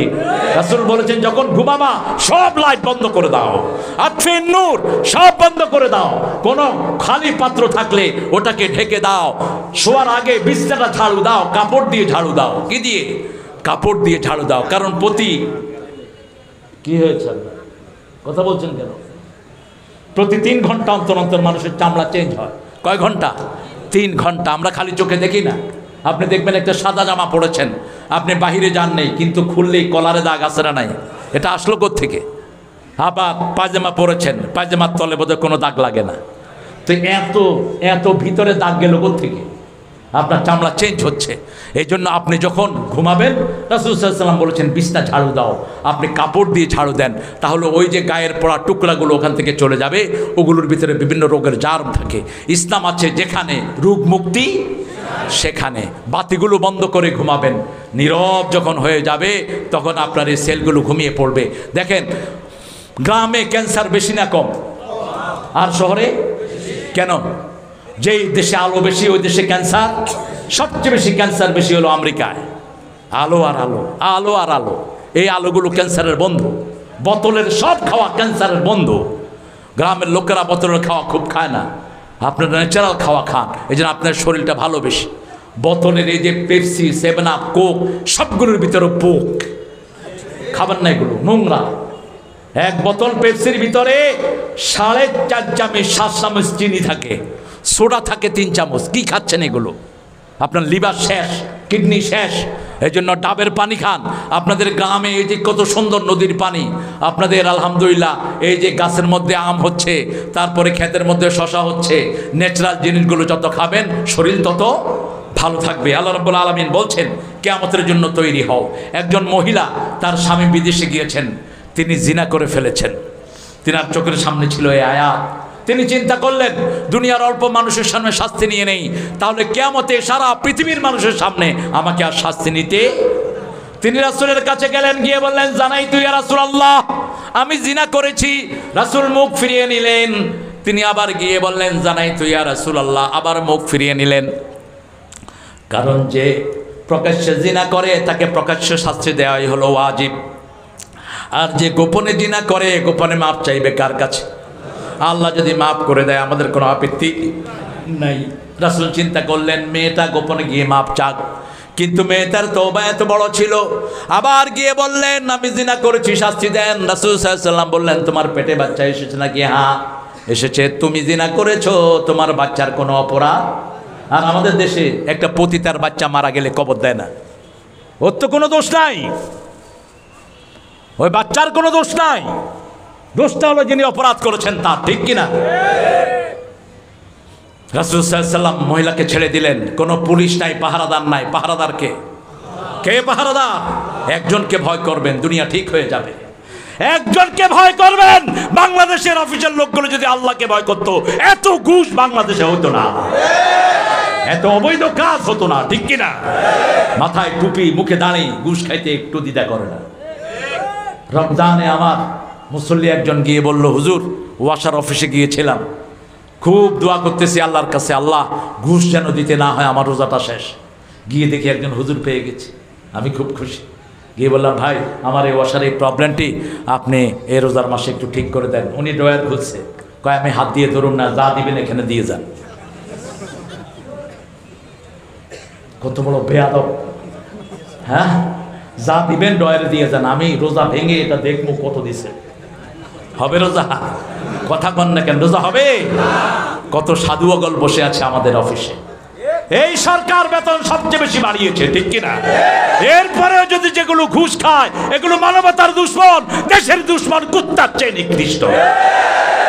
কেন খাস ঘুষ? এমন কোনো জায়গা নাই যেখানে ঘুষ চলে না। শিক্ষা প্রতিষ্ঠান সেখানেও ঢুকতে ঘুষ, মাদ্রাসা সেখানেও ঘুষ। কি হয়েছে দেশটা? কোথায় যাবে মানুষ? দরিদ্র মানুষের যাওয়ার কোনো জায়গা নেই, অথচ ব্রেনই সবগুলো দরিদ্রদের ভিতরে। মহিলা পেটে যখন বাচ্চা প্রসব হলো, রাসূলের কাছে আবার গেলেন সাল্লাল্লাহু। রাসূল সাল্লাল্লাহু আলাইহি ওয়াসাল্লাম বললেন তোমার বাচ্চা তোমার কাছে খেতে হবে। আফসালুহু ফি আমাইন, 2 বছর দুধ পান করবে। কয় বছর? 2 বছর। 2 বছর দুধ খাওয়া বাচ্চার হাতে শক্ত খাবার দিয়ে মহিলা হাজির। রাসূল সাল্লাল্লাহু আলাইহি ওয়াসাল্লাম ওই মহিলার ব্যাপারে বললেন তাকে বুক পর্যন্ত গানিয়ে কাপড় দিয়ে ঢেকে স্টোনিং হার, তাকে পাথর মারো, পাথর মেরে দুনিয়া থেকে বিদায় করে দাও, সঙ্গে সারের নিয়ম। মহিলাকে পাথর মারা হচ্ছে, রক্ত এসে একজন সাহাবীর গায়ে পড়লেন, তিনি গালি দিলেন। রাসূল বললেন ও প্রিয় সাহাবী, কাকে গালি দিয়েছো জানো নাকি? এই মহিলার তওবা যদি ভাগ করে দেয়া হয় পুরা মদিনাবাসীর জন্য যথেষ্ট হয়ে যাবে। কিভাবে তওবা করেছেন? কারণ তিনি চিন্তা করেছেন কার সামনে দাঁড়াতে হবে। ইয়াউমা ইয়াকুমুন নাসু লিরাব্বিল আলামিন, প্রত্যেকটি মানুষ কার সামনে দাঁড়াবে? আল্লাহর সামনে দাঁড়াবে। মা লিহাদাল কিতাব লা ইউগাদিরু সগীরাতান ওয়ালা কাবীরা, এটা কি আশ্চর্যজনিত কিতাব, ছোট্টখাট্ট কোনো আমল এখান থেকে বাদ পড়লো না। কাকে গালি দিয়েছেন, কাকে চোখ রাঙানি দিয়েছেন, সব আমলনামায় আছে না নাই? এজন্য অত্যন্ত সতর্কতার সাথে জীবনযাপন করেন। আজকে যদি সকালে জেগে উঠি তাহলে হলো সকাল, আর যদি মারা যাই তাহলে হলো পরকাল। এই তো পার্থক্য। সকালে যদি ঘুম থেকে উঠি তাহলে কি হলো? সকাল, আর যদি ঘুম থেকে না উঠি কি হবে? পরকাল। যারা এশা পড়েন নেই গিয়ে বাসায় আগে এশা পড়বেন, পারলে সারা দিনের নামাজটা কাজা করে নেবেন। অল্প সময়, বেশি সময় তো আল্লাহ চান না, অত্যন্ত কম সময়। আজকে থেকে 5 ওয়াক্ত নামাজ পড়েন, আগের নামাজগুলো অটো আল্লাহ মাফ করে দিতে থাকবেন। এরপরে আল্লাহ বলছেন ইন্নাল্লাযীনা লা ইউমিনুনা বিল আখিরাহ ওয়াযায়্যানা লাহুম আমালাহুম ফাহুম ইয়ামাহুন। আল্লাহ রাব্বুল আলামিন বললেন, যারা আখিরাতের উপর ঈমান আনে না, এরকম লোক আছে না নাই? বিশ্বাসই করে না আখিরাত। খাও দাও, চুরি করো, ডাকাতি করো, কোত্থেকে আসে এত লোকের হাতে এত পয়সা? কোথা থেকে পয়সা আসে? হাজার হাজার অফিসার আমেরিকাতে বাড়ি কিনছে, সরকারি অফিসার। কোত্থেকে? এগুলো কার পয়সা? কথা কন না কেন? কার পয়সা এগুলো? জনগণের পয়সা। কেউ হিসাব না রাখলে একজন রাখতেছেন, তিনি কে? হারামে কোনো আরাম, হারামে কোনো আরাম নাই। আমরা আখিরাতকে যারা বিশ্বাস করি, কোনো প্রতিবেশীকে আমরা কষ্ট দিতে পারবো? বিড়ি খেয়ে কাউকে কষ্ট দিতে পারবো? আজকে বিড়িখোরের সংখ্যা বাড়ছে না কমছে? স্কুলের 5-6 পোলাপান কোথায় যাচ্ছে সমাজ? কোথায় যাচ্ছে আপনার এডুকেশন? কি এর পড়াশোনা এগুলো? ইউনিভার্সিটির ছেলেমেয়েরা একসাথে বসে গাঁজা খায়। আমি একটা ইউনিভার্সিটির পাশ দিয়ে যাচ্ছি, গেঞ্জি প্যান্ট ছেলে মেয়ে সব একসাথে পরা, পরে বসে বসে ছেলে বিড়ি খেয়ে মেয়েকে দিচ্ছে, মেয়ে বিড়ি খেয়ে ছেলেকে দিচ্ছে। আমার পাশে এক ভাই বলছেন, হুজুর এরা গাঁজার আড্ডা করতেছে, দেখেন বসে বসে। আপনার মেয়েটা কোথায় গিয়ে কি করছে? যেই পিতা এই খবর না রাখে, ওই পিতা দায়ুস। যেই জামাই তার বউর খবর না রাখে, ওই জামাই দায়ুস। আর দায়ুস লা ইয়াজিদু রিহাল জান্নাহ। আপনার কিসের নামাজ, কিসের রোজা? জান্নাতের ঘ্রাণও আপনার নাকে আসবে না। আজকে 15-20 বছর, 12-13 বছরের মেয়েরা টিকটক করছে, ঠিক না ঠিক? কাপ শরীরে কোনো বস্ত্র নাই, বিবস্ত্র, নোংরা। শয়তানও এত নোংরা হতে পারে না। আপনি খবর নেন, আপনার 6 বছর বয়স থেকে আপনি বাচ্চার পিছনে থাকেন। আপনার ছেলেকে আপনি মসজিদে নিয়ে যান, 7 বছর বয়সে নামাজ শিক্ষা দেন। 10 বছর বয়সে যদি মেয়ে ছেলে নামাজ না পড়ে কাঠিন্যতা আরোপ করেন, তার খাওয়া বন্ধ করে দেন, তার সাথে কাঠিন্যতা আরোপ করেন, এটা কার আইন? কেন নামাজের ব্যাপারে এত কঠিন হওয়ার কথা বলেছেন? সূরা আনকাবুতে আল্লাহ বলছেন, ইন্নাস সালাতা তানহা আনিল ফাহশাই ওয়াল মুনকার ওয়া লাযিকরুল্লাহি আকবার। নিশ্চয় নামাজ প্রত্যেকটি মানুষকে ফাহিশা কাজ, ইসলাম বিরোধী কাজ থেকে সরায়। যদি কাউকে না সরায়, বুঝতে হবে তার নামাজ কবুল হয় নাই। ওখানে বলেছিলাম নামাজ 5 রকম। কয় রকম? কয় রকম? নবীদের নামাজ, আল্লাহর ওলিদের নামাজ, মাফিন নামাজ, গাফেলদের নামাজ, মুনাফিকদের নামাজ। আবার নামাজিও 5 প্রকার: daily, weekly, yearly, occasionally, suddenly. এখানে গেছে নেতা সাহেব, নামাজে না দাঁড়ালে তো ভোট পাবে না। আল্লাহ, হুজুর থাক আর না থাক। আপনাদের এখানে নাই অবশ্য, এত নেতা আমি পাইছি। আমি এক মাদ্রাসায় গেছি মাহফিলে, প্রিন্সিপাল হুজুর বলছেন, হুজুর এই নেতার সাথে সকাল থেকে ঘুরছি, একবারও হুজুর করে না, এসে নামাজে খেলায় গেছে। আমি কইলাম, তো নেতারে কোনো নেতারে কইলে আমার মাদ্রাসা বন্ধ করে দিব। আল্লাহের হেদায়েত করুক, আমি দোয়া করি। হা হা, কারে ফাঁকি দাও মূর্খ? কারে দাও ফাঁকি? আর যারা হারাম খেয়ে নামাজে ঢুকে, এদের নামাজ তো এমনিই হয় না, ঠিক না বেঠিক? হালাল খেতে হবে। কি খেতে হবে? হালাল খেতে হবে। আখিরাতকে চোখের সামনে রাখবেন। আমাদের দুনিয়ার জীবনটা সবচেয়ে সংক্ষিপ্ত জীবন। একটু চোখ বন্ধ হলেই কোথায় চলে যাব? চিরস্থায়ীভাবে। এই জন্য যা করবেন, কিসের জন্য করবেন? আখিরাতের জন্য করবেন। ওমান আরাদাল আখিরা ওয়া সাআলাহা সাইয়াহা ওয়া হুয়া মুমিন। যে আখিরাত চায়, আখিরাতের জন্য চেষ্টা করে, আল্লাহ বলেন আমার খাতায় আমি তাকে মুমিন হিসাবে কবুল করে নেই। লা ইলাহা ইল্লাল্লাহ।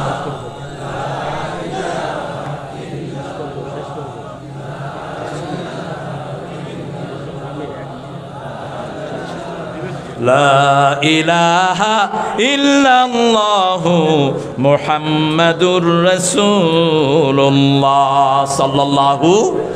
একটা হিসাব প্রত্যেকদিন ঘরের বাচ্চাদের নেবেন। সেটা কি? সেটা কি? নামাজ। সেটা কি? নামাজ। মেয়েকে বা ছেলেকে আদর করে জিজ্ঞেস, বাবা নামাজ পড়েছো? ফজরের সময় জাগিয়ে দেন। আপনার বিবিকে দিয়ে মেয়েদেরকে জাগাবেন, কারণ মেয়েদের জিনিসটা সবচেয়ে বেশি বুঝে মা। সবচেয়ে বেশি বুঝে কে? আর পুরুষদেরটা বুঝে বাবা মাকে মেয়েদেরকে জাগাতে পাঠিয়ে দেন, বাপ আপনি ছেলেদেরকে ডাকেন, আদর করে ডাকেন, অত্যন্ত সুন্দর ব্যবহার দিয়ে ডাকেন। লোকমান আলাইহিস সালামের মতো লোকমান রাহিমাহুল্লাহ, তিনাকে আল্লাহ কত বড় মর্যাদা দিয়েছেন। ইয়া বুনাইয়া লা তুশরিক বিল্লাহ ইন্না শিরকা লাযুলমুন আযীম, ইয়া বুনাইয়া আকিমিস সালাত ওয়াতুজ যাকাত। কি সুন্দর করে করে তিনি ছেলেদেরকে এগুলো শিক্ষা দিয়েছেন। এগুলো শিক্ষার জন্য এই প্রতিষ্ঠান হয়েছে। প্রতিষ্ঠানটাকে আপনারা ভালোবাসেন তো? ভালোবাসেন তো? দেখি কারা কারা ভালোবাসেন, একটু হাত তুলে দেখান তো দেখি। আল্লাহ আপনি হাতগুলো কবুল করেন, এই হাতগুলোকে নামাজ কায়েমের জন্য কবুল করেন, ফিলিস্তিনের জন্য মুক্তির জন্য কবুল করেন, সারা পৃথিবীর ইহুদিদের বিরুদ্ধে কবুল করেন।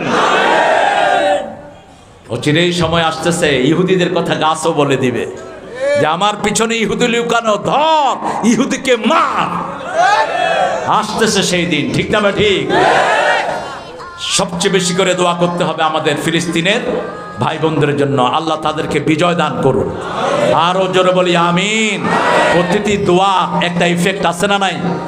সবচেয়ে বেশি দোয়া করবেন, আর দোয়া হিয়াল ইবাদা, দোয়াটাই সবচেয়ে বড় ইবাদত। আলহামদুলিল্লাহ বলে ছেলেরা যাবে একটু ব্যাগ নিয়ে, আপনার প্রত্যেকে ব্যাগের সাথে সাক্ষাৎ করবেন।